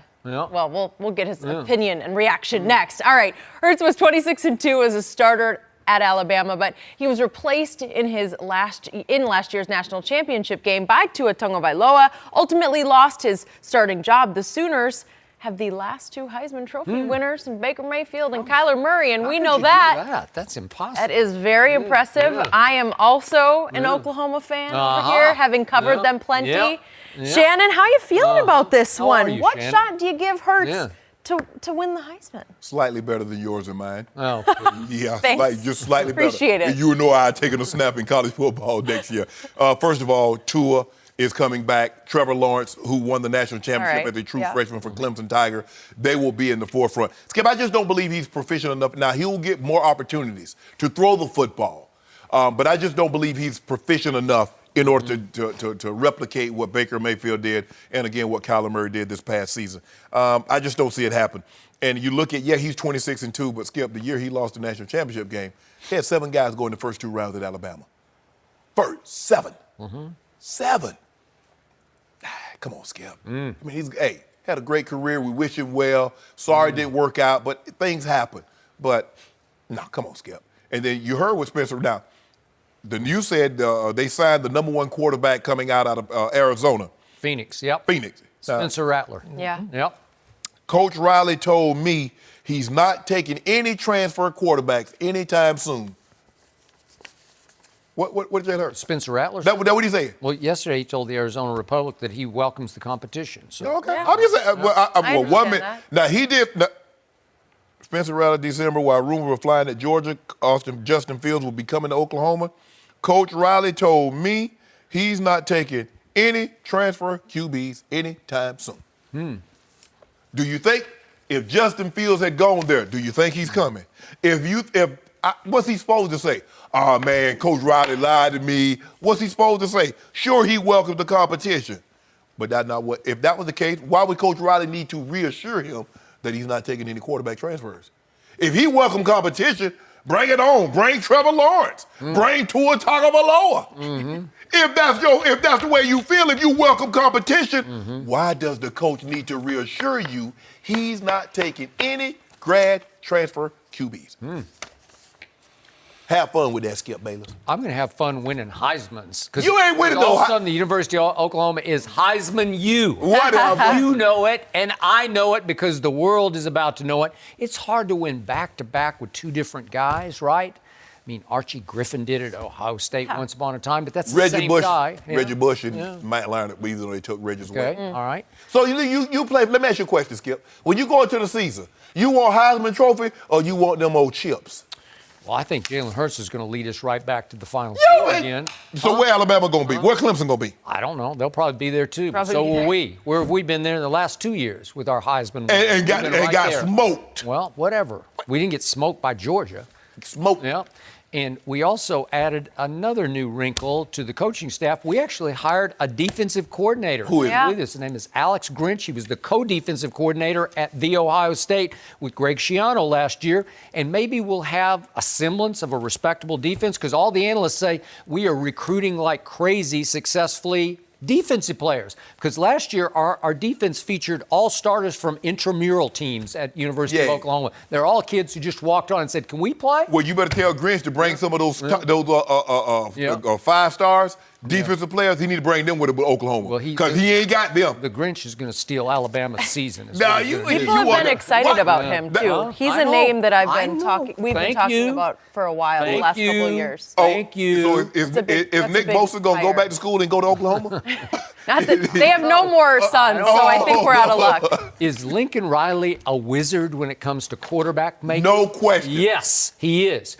So he would delight in taking Jalen Hurts, who was just an average thrower of the football in Alabama. You could even argue he's a little below average because Okay. he got yanked after a half of a national championship Yeah, he game. should have. but he did wind up with 48 touchdowns, only 12 interceptions. So I think he gets it. I think he knows how to play quarterback, and he can run with the football. Let me ask you a question. If I put Lincoln Riley to the test, I say, Lincoln, who would you rather have, Tua or Jalen Hurts? What you think he's saying, Skip? He'd probably take Tua, but he would prefer to take Jalen Hurts to the Heisman Trophy, because would that not be another third feather in his cap? Woo! No, just getting another guy to the Heisman. Yeah. But Coach Saban don't care. I mean, look, we like Heisman. They're nice. We only have two, and they come from running backs, Derrick Henry and Mark Ingram. Yeah.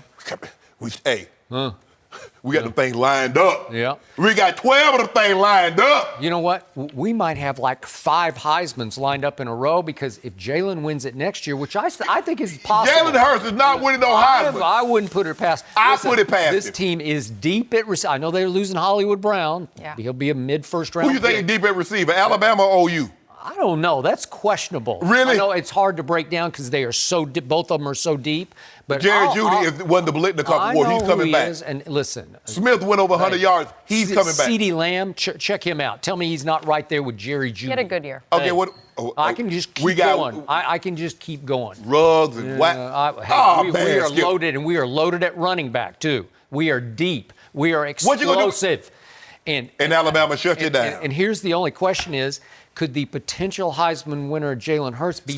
Wait a second. Could he be beaten out by Spencer Rattler? Because you're just sweeping him under the rug. He is... I've been checking him. I only know him from YouTube. Yeah. But if you watch the YouTube packages, he can wheel and deal. He looks to me like a little bigger Kyler Murray. That's how he plays football, because he can fly and he can wing it. And Spencer Rattler is 6'2", 200. Had some issue that cost him some games in high school this year at Pinnacle High School in Phoenix. I don't know about that, but all I know is he was the #1 quarterback recruit in the nation. And I'm here to say that Jalen Hurts is going to have a battle just to beat him out to get a chance to win the Heisman Trophy. No, Skip. I know what you're trying to do. You want to speak. I'm not trying to do it. It's what they're doing. You keep saying, Heisman hope for Jalen Hurts. Heisman this. You try to speak it. It's not happening. I got a better chance of winning the Heisman. Hey, this season, this offense, this system, it is spectacular what can happen. And obviously, Baker Mayfield has lived up to his Heisman in pro football. Kyler will live up to his Heisman in pro football next year. But Jalen Hurts, he is going to be the beneficiary of explosion. I think you're going to see a whole different player.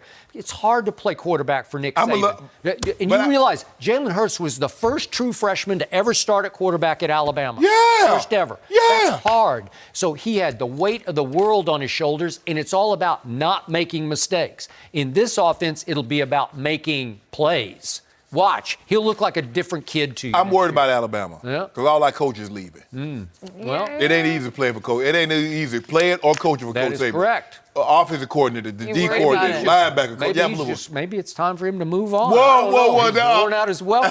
So in other words, you wanted to be an easier path for you to win a championship. I don't know. Coach Saban will retool. Yeah. He'll get it right. Will he? I think Sarkisian coming back. I'm not believing. He is. No, I think he is. Yeah.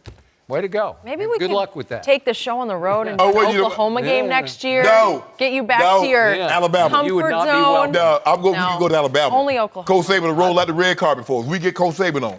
Yeah. Yeah, I know Coach Saban. I think we ought to go to Alabama. He owes Okay, we'll see. You're his #1 hype artist. I'm jumping ahead. I'm just already thinking about college football next year's schedule. It's going to be fun. All right. But how about this? Why is Kyrie calling LeBron for advice? It's interesting. Good question. Calling for advice. There's more to this story, and we'll discuss next. No mercy. Kyrie Irving had a great game last night with 27 points and a career-high 18 assists. He also hit a number of clutch shots to lead the Celtics past the Raptors. This all followed Kyrie's comments over the weekend saying his young teammates don't know what it takes to win a championship. Then, in a surprise move after last night's game, he told reporters that he reached out to his former teammate LeBron a few days ago. Let's take a listen. It was a big deal for me because I had to call Bron, and tell him, I apologize for being that young player that wanted to everything at his fingertips, and I wanted everything to be at, my threshold. I wanted to be the guy that led us to championship. I wanted to be the leader. I wanted to be all that, and the responsibility of being the best player in the world and leading a team. is something that's not meant for many people. And Bron was one of those guys that came to Cleveland and tried to really show us what it's like to win a championship. And it was hard for him. And sometimes getting the most out of the group, it's not the easiest thing in the world. And like I said, only few are meant for it or chosen for it. Okay, Skip, how do you think the Celtics will respond to Kyrie's comments? I did not like this move that Kyrie made, and I believe they will not like it either. They will interpret this as yet another shot from their new leader, Kyrie, at them in their locker room, because by apologizing to LeBron for being immature and not growing up and wising up and getting it when he was 22 and LeBron was 30 in his first year back in Cleveland, Kyrie is saying to his younger teammates, you guys need to grow up and wise up and understand you actually need to apologize to me. One day you will respect me for what I'm trying to teach you right now, but you don't get it. So I'm going to set the example for you. I'm going to call LeBron and apologize for what I didn't see or get when I was 22 to send a message to his locker room. You guys all need to wake up and get this, because I'm telling you the truth about how to get this done, and you're not listening. You're rebelling against me just the way I rebelled against 30-year-old LeBron. He says it took a real man to apologize, and I think the message to the young Jalen Browns and Jason Tatums is, you got to be a real man, and you got to thicken your skin, because he said too many people were too fragile in the locker room when I took my shots on Saturday night after they blew the game at Orlando. And again, you need to wise up and grow up and listen to me, because I'm showing you I screwed up with LeBron when I was 22. Now you're screwing up with me when I'm 26, because I'm the leader of this team right now. And you better buy into what I'm saying. And at some point, you'll get it. You'll see the light just the way I finally saw the light as I grew up under LeBron. I think what he's trying to tell, what he's talking, a lot of this is for him is self-reflection, and it says it's going to take patience. And he sees now the patience that LeBron had with him. But he's also saying, guys, you might not see it now as I didn't, but there will come a time that the very thing that I'm trying to partake on you is what LeBron tried to partake with me. And I didn't see it. It was all about me. It was all about my stats. Because, Skip, everybody talk about Jason Tatum might be the best player on the team. He might be this. And Jalen Brown, woo, ain't no way. If somebody said that, well, I want Jason Tatum and Jalen Brown and Rozier for Anthony Davis, I wouldn't do that trade, because these guys look like superstars. So now Kyrie comes back to the mix. Everybody gets thrown. Jason Tatum's not getting as many shots. Rozier's not getting as many minutes. Neither is Brown. Now all of a sudden he's coming off the bench. And there's expectations. Kyrie was doing all what he was doing. That was fine and good. But what was the expectations? Nobody thought Kyrie Irving was going to lead them to Cavaliers to a championship. Nobody thought that. Not when he was 21. No, but I'm saying, and that's the thing. He says, now, guys, we have expectations. We are expected. Look, I still think it's going to come down to them, Toronto and Sixers. Skip, those are the three best teams. I think over the course of the year, it will play itself out. Now, it's going to be disappointing, because I think they're deeper than all those teams. When you look at their roster from top to bottom. Well, the problem is they might be too deep for their own good. Seriously, they got too many good players. You know what happens when you have that? Yeah. Because now I want to be, see, the minutes that them starters getting, I need to be getting those minutes even though I'm coming off the bench. So that's the problem, is because everybody wants to be in a starring role. Skip, you can't have Jack Nicholson and Denzel and Samuel L. Jackson and all these guys in a movie together. You can only have one or two. You can't have 5 stars and then have Meryl Streep and all these other ladies. No, we got co-ed basketball. I like that. Now, me, on the other hand, you know what I'm saying? That's why we got 1 star. Yeah. We got 1 star. Yeah. Makes sense. You are a solo star. Yeah. But see, you got to blend in. What did that group do with no Kyrie and no Gordon Hayward last year? They took LeBron's Cavaliers all the way to 3-2 up in the Eastern Conference Finals, and then it's 3-3, and they took LeBron's Cavs all the way to the fourth quarter. They were only down 3 going to the fourth quarter of a home Game 7 to get to the NBA Finals. So they're looking at Kyrie like, well, guess what we did last year? And you're all over us? And that's what Kyrie said. Kyrie said, Brian, before you got back, what you mean? I need you. I was a starter in the Eastern Conference All-Star game. He was. I'm coming. Hey, I'm Rookie of the Year too, bro. Yep. I'm going to start in the Eastern Conference Final. So what you mean I need you? You going to teach me what? So he was out of bounds Saturday night at Orlando. He went a little far. He just lost it because in the sideline huddle before the inbounds pass with 2 seconds left, again, this is the Orlando man. Where you learned that from, Skip? Brian, you remember them? You remember? He gets on people in the Chicago. When David Blatt talking about he woke somebody Kyrie to take the shot. He like, man, he slapped up. Get your butt out of here. That was the beginning of the end of David. Yeah. Because guess what? He wanted LeBron to inbound to Kyrie for the last shot, and LeBron said, no. I wish I might. He said, you inbound to me. Yes. And for once, he shot it angry, and he made it. Yeah. I don't think it was a 3. No, it was a 2. 2. It was 2. But it was from the corner. Right in Jimmy Bucket's eye. Right in his face. It was a big shot, too. Yeah. Big shot. Lucky LeBron didn't see. I've been remember the time LeBron would have put hands on him, and then when I didn't hit the shot. In this case, he doesn't like it that he's called an inbounds pass to Jason Tatum in the corner from Gordon Hayward. Yeah. Kyrie wanted it way up top so he could just go solo one-on-one. How many big shots? How many big playoff shots has Jason Tatum hit? How many big moments? Last year. Hey. Not like Kyrie, though. Yeah, okay. You told me Kyrie the closer. Well, if I'm the closer. I didn't tell you. He told you. No, he again didn't. and again. LeBron told Bron the last closer. night, Kyrie told you he was the closer one more time because that game was 106 all with 2:39 left. And what happened? Kyrie happened. If you don't mind me asking. 11-0 happened. How about we do it like this here? Yep. In the last 3 years, who you think have more game-winning shots? Kyrie or LeBron? I just know who the closer is. LeBron. Yeah. I just know it. Who called who?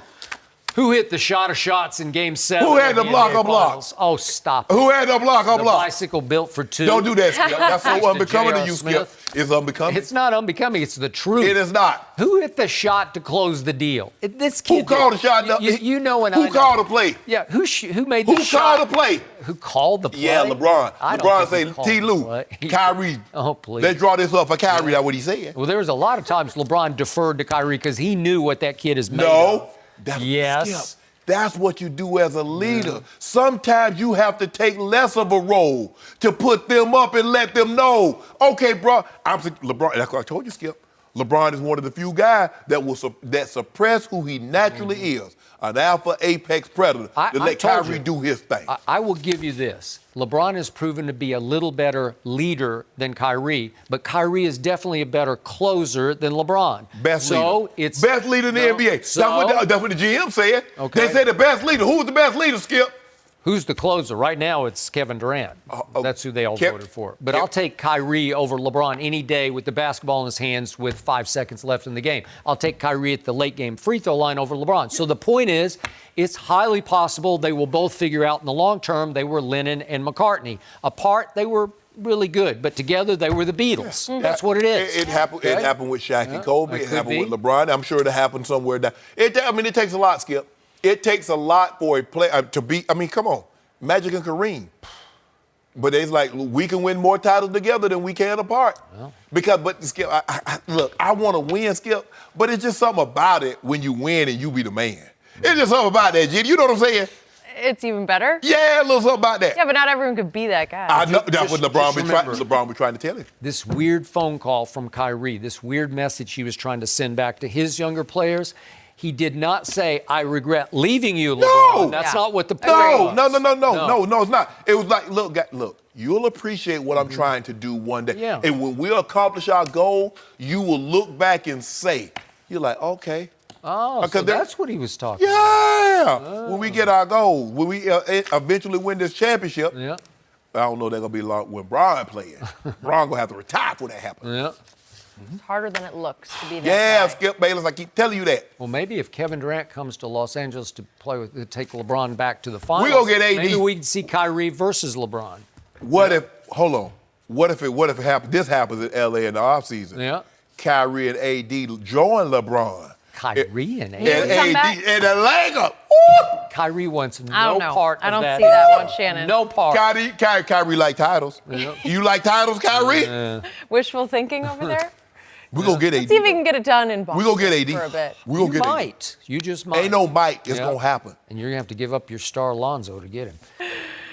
Look here. Huh? Look here. I had to. We give up Lonzo, yeah. Kwanzo. Yeah. Giving up everyone? I give up a Hollywood star in the Walk of Fame. Good to know. AD. All right. I'm worried about sorry, what Skip. else you'd give up. Okay, guys, what does it take to beat Tom Brady in the Super Bowl? He knows. Plaxico Burress knows better He than knows. anyone. He does. And he is here next. Yep. No mercy. Well, our next guest caught the game-winning touchdown in Super Bowl 42 to beat the undefeated Patriots. On Saturday, he'll be coaching in the NFLPA Collegiate Bowl, which you can see right here on FS1. So, Plaxico Burress, welcome to Undisputed. Thank you. Good to have you. Thanks for joining us. So, how did you get involved as a coach for this game? Well, a year ago, I did an intern in Arizona Yes. Cardinals with Bruce Arians, and I got a phone call from NFLPA to participate in this game, and it's just a great opportunity. I think what separates the NFL PA collegiate game from the other bowl games is that when you have the likes of Darryl Green, Ed Reid, myself, Andre Johnson, Jackie Slater, some of those coaches that can have an influence and kind of mentor these guys going into the NFL draft, it really helps because those other bowl games don't have Hall of Fame caliber coaches and mentors, so it's exciting. Do you want to coach?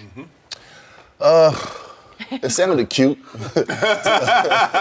to myself when I really wanted to get into it, but it's a lot of work, man. It's a lot of work, and obviously I love the game, but spending a lot of time with my family, it's And not these kids today, man, right? Oh my goodness, who you telling?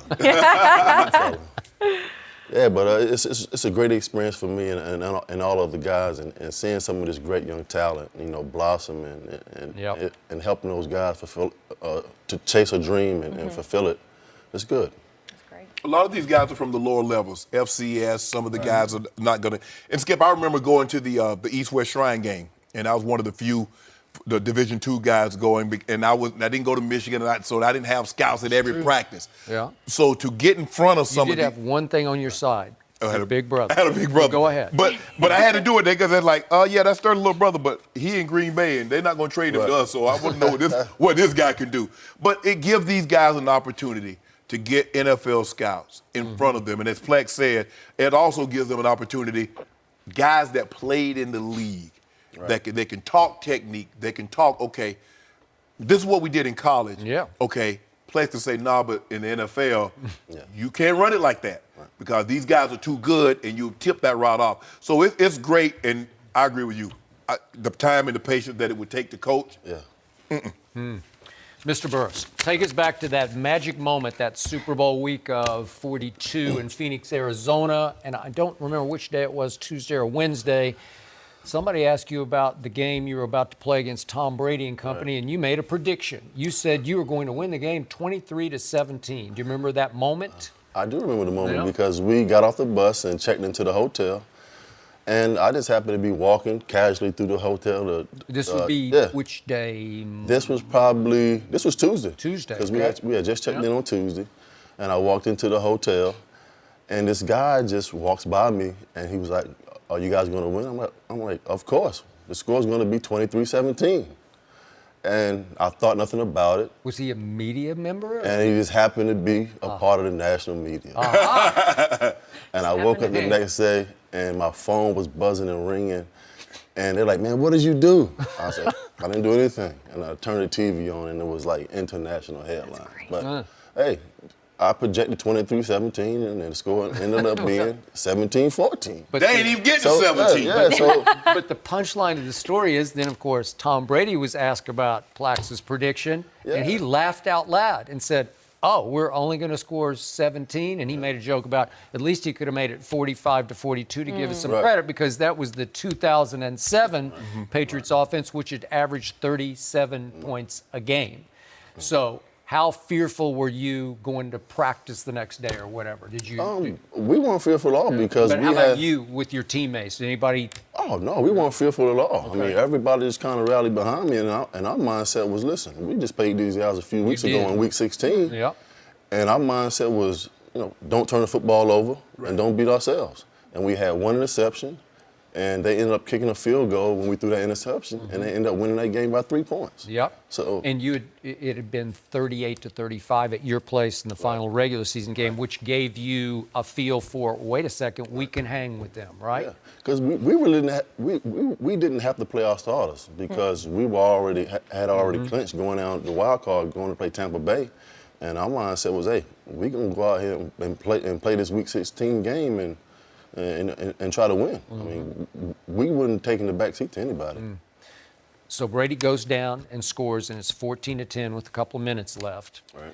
Hit Randy Moss, as you would predict he would. Right. And then all of a sudden, Eli pulls off what I consider the Hey, luckiest why play. you keep calling it luck, Skip? Well, because Every guess time I what? sit with you at this Because table, man, you Eli keep calling called it luck. It He is not agreed with luck, me. man. Where were you on the helmet catch play? Well, I was actually on the backside, clearing out on the backside of the Okay. double team. I just seen them reel back and throw the ball, and I was like, no.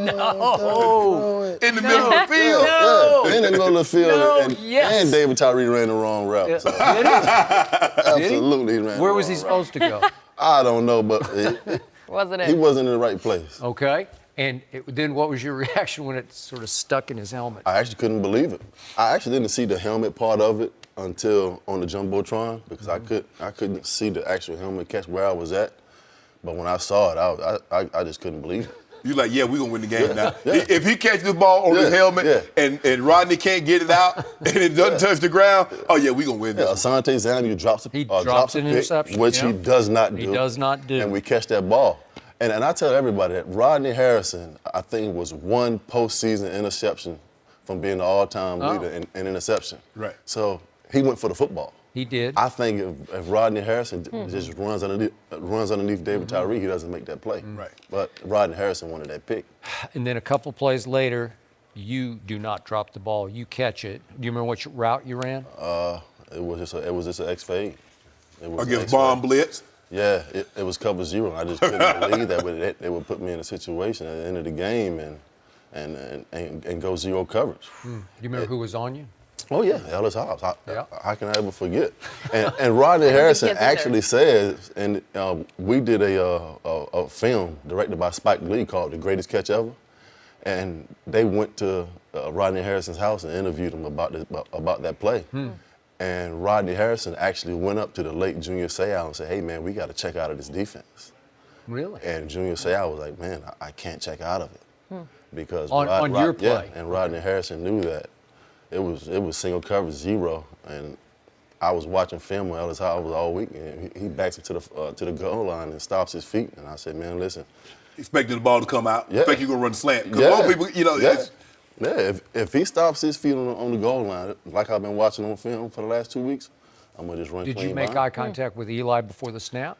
No, when I broke the huddle, he grabbed me. He said, "Hey, if you get single coverage, I'm throwing it." Whew. And I was all right. I said, "Man, listen, they're not going to single cover me right now."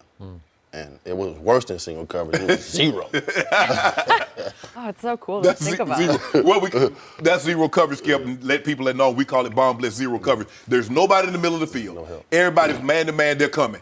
And that's why Rodney wanted to check out of it, because in a situation like that, you don't want to make the throw the throw is so easy. Plex is 6'5". Ellis Hobbs is 5'8.5", 5'9". Yes. And so even if you make it a jump ball situation, it doesn't favor him. Now, Plex ran the X fade, he can run the slant. He stopped his feet anticipating the ball's coming right now. But once he stopped his feet, he couldn't restart again because Plex had already started it into his fade. So now it's touchdown. It's over. Yeah, so he's basically using the sideline as a man. Yep. And there's no inside help. How surprised are you looking back at that game that same number 12 for New England is still at it in Foxborough and going to Kansas City? I'm not surprised at all, to be honest with you.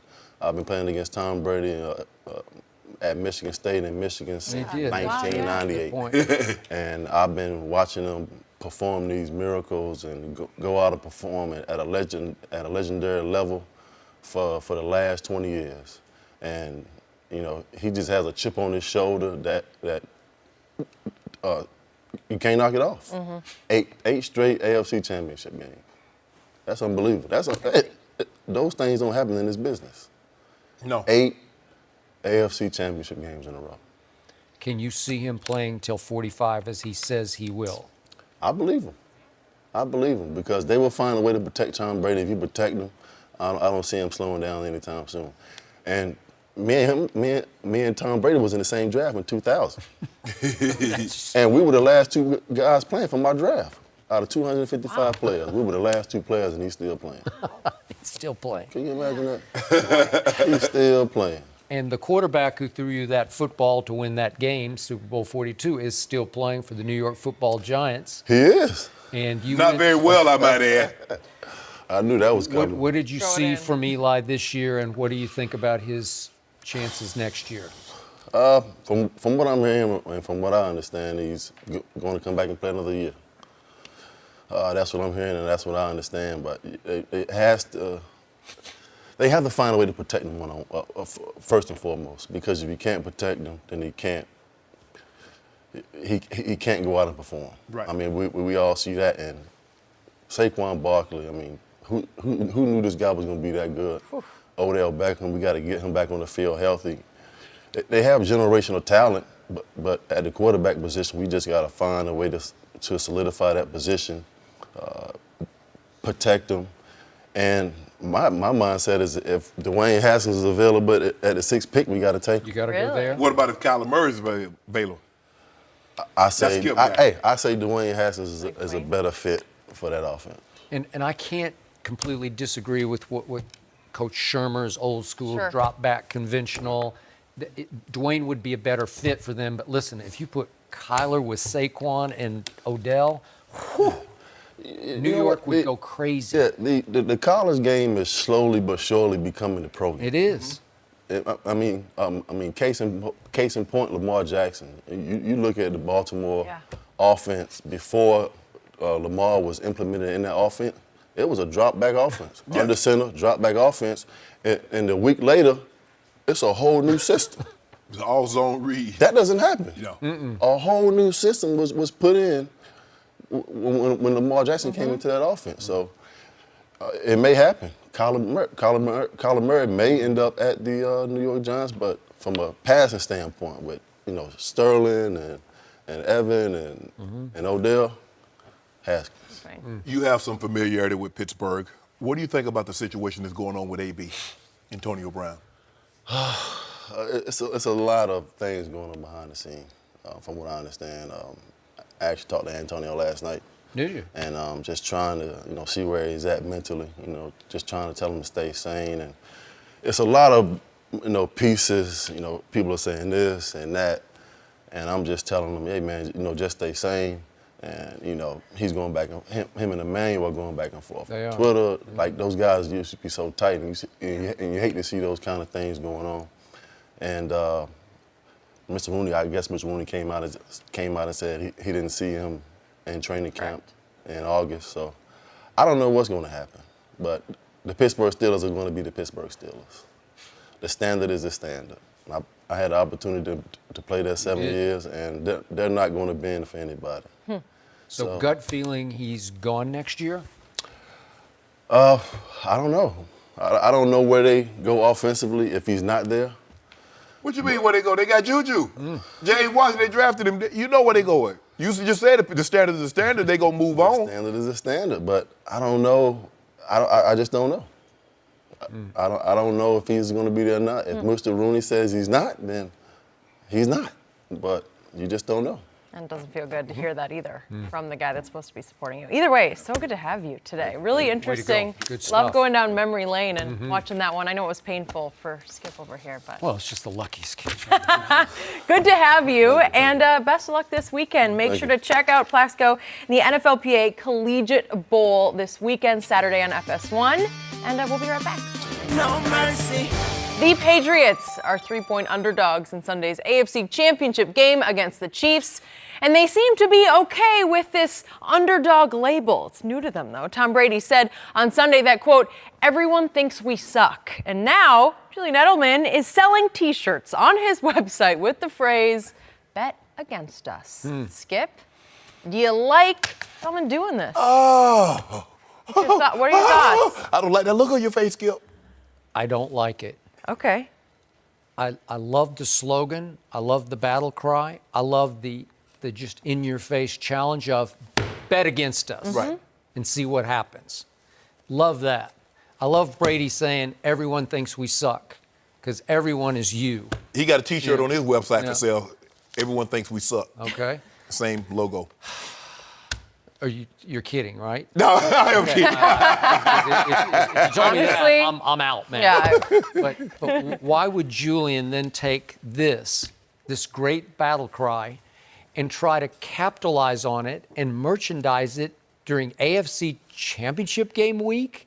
It just rubbed me the wrong way. It sticks in my craw because it's not Patriot-like. No. It's not what they do. You remember what happened last time, Skip? What they do? They tried to copyright 19-0. Oh, yeah. That was a bad one. Yeah, you see. Oh, yeah. Yeah, and at least you had 2 weeks to build Right. up to the Super Bowl. But in this case, it's such a short week. You got to travel to Kansas City. When would you have time or the mindset to say, I'm going to sell these T-shirts on my website? And again, you're the first one to always tell me, when it comes to money, you can't condemn anybody for trying to make a few bucks. Yep. And I hope he does. It's going to be a quick turnaround to make a few bucks. They got to ship these fast, right? Well, you know what? He could have done it after it. He could have done it after the championship game, and then he had. But look, Skip, then you got to go win it, right? I don't really have a problem with it, Skip. I think Coach Belichick might have a problem with it, and like you said, You it's know so what? out. He just might. It's so out of character for the Patriots. Yeah. They don't normally do stuff like this. Because they play it close to the vest. They think that when they go into a ball game, they think they're better than any team that they're facing. They're going to play it up. Oh, this is a great team. They play hard. But you know, Skip, in the back of their mind, we're going to kick y'all butt. Yeah, we better than you. We know it. But we're not going to say it. We're just going to go out here and prove it. Yeah. So this is so far out of the character of what a Patriot player would do. Now, I think Coach Belichick might have a little something. I wouldn't be surprised if they take it down. I wouldn't either, honestly. Because can we imagine if, let's just say for the sake of argument, that was Odell, or that was AB. Yeah, that's a good point. We'd be really crazy. Okay? So I'm just surprised that a Patriot Julian would do something like this, knowing that they like the element of the surprise, even though it's not a surprise. And granted, people say, yeah, we don't think the Patriots are any good, but they know what the Patriots represent. Yeah. They know that. So, look, at this point in his career, Julian Edelman, can he take it to the house? Probably not. No. Will he run through a brick wall for a first down? Oh, yeah. He did it against the Chargers. There were a couple of plays where he just scratched and clawed and fought. Got first down and when got he stopped well short. And he'd run right through my guy Casey Hayward from Vanderbilt. Like, you got to wrap him up, because if you don't, he'll just outguts you for a first down. Right. And those mount up during the game. And so that's the guy I love. And then this guy turned into a marketing wizard. I don't know. Really? It's too soon. Like, you at least go win this game and then market it. That was my point, Skip. Now, because now you get an opportunity.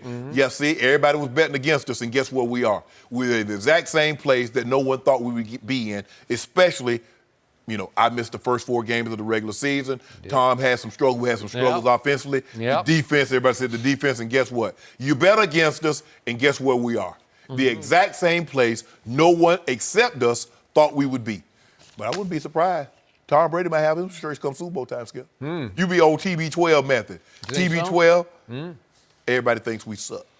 Well, what have I told you about Tom Brady all year long? He's been on this new mission because it's the first year people have really doubted them. Usually they've been prohibitive favorites. It's been doubt Tom, doubting Tom all year long. And I think he's really embraced it because he volunteered to Tracy Wolfson, right? Correct. Tracy, saying everybody thinks we suck. She didn't ask him that. And plus, she just asked him about Kansas City. Exactly. Yeah. But Skip, when was the last time we see them lose 5 games in the regular season? This is not because this is a team that we don't normally see. 10 points. The Patriots scored 10 points 3 times in the regular season. Yep. There have been some concerns that when we look at them offensively, you're like, they don't look the same. Gronk is just breaking down right before our eyes. Julian Edelman doesn't seem like he has that same explosiveness. Their best receiver got taken away. Well, he went away. Whether he got taken away or went away, however you want to look at it. Yep. So we're like, wow. And then the defense, man, you see up all them yards? Man, they gave up like 400 yards passing to Blake Bortles. Yep. Mariota threw the ball extremely well. They're like, what happened? So we're not used to seeing the Patriots struggle like this. Nope. Yes, they lose a game. They're normally 12-4, 13-3. But we don't normally see them struggle like this. And so I see the concerns, because the very concerns that I've had for them, because I see what a lot of people see. Yet Brady at 41, I believe, thinks this could be his greatest achievement if he could pull this off with this lack of supporting cast, this defense, this receiving core, that people would look at him at 41. Wow, you did that? Right. And so very quietly, he's embracing, he's relishing having to go on the road to Kansas City. And he loves it that everybody's saying he's 3-4 on the road in the playoffs. But now Julian has disqualified the quiet mission by So going, he can't sneak up on anybody. No, I don't know. I don't love this. I don't know. I wonder what Coach Belichick has said in the meeting. I don't think he loves it. I don't either. Unless he No, he walks doesn't. in with a shirt or something like, hey, we're not going to do this again. I could see him doing that. Yes. Too. All right, we're going to Steph Curry. Is he playing the best he ever has? We'll discuss what he's been up to next. No mercy. Time for our final topic of the day. Steph Curry was on fire last night, hitting 9 threes, finishing with 41 points in the Warriors' win. He became the first player in NBA history to go 3 straight games with at least 8 3-pointers. Steve Kerr said afterwards that it could have been the most unbelievable stretch of Steph's career in terms of making difficult shots. So, Shannon, do you agree with that statement? Yes, because if you look at he's shooting more threes this year, Skip, at a higher percent than when he won the unanimous MVP and he had 402 threes in that season. The only thing that's going to hold him back is the amount of games that he missed. But if he were to keep this pace up and he had played, he would have broken that previous record. So I'm going to agree. Last 3 games, averaging 40 points, making 9 threes, shooting 57% from the three-point line. So at first, when I heard Steve Kerr say this, I was like, man, you out your mind. But when you go back and look at it, oh, absolutely. Absolutely. I'm with you on this. Steve Kerr doesn't toss those words around loosely, and he did play with that guy named Jordan, so he knows what real greatness is. So this to him, this caught his eye. Yes. He said, I've never seen even that from Steph Curry.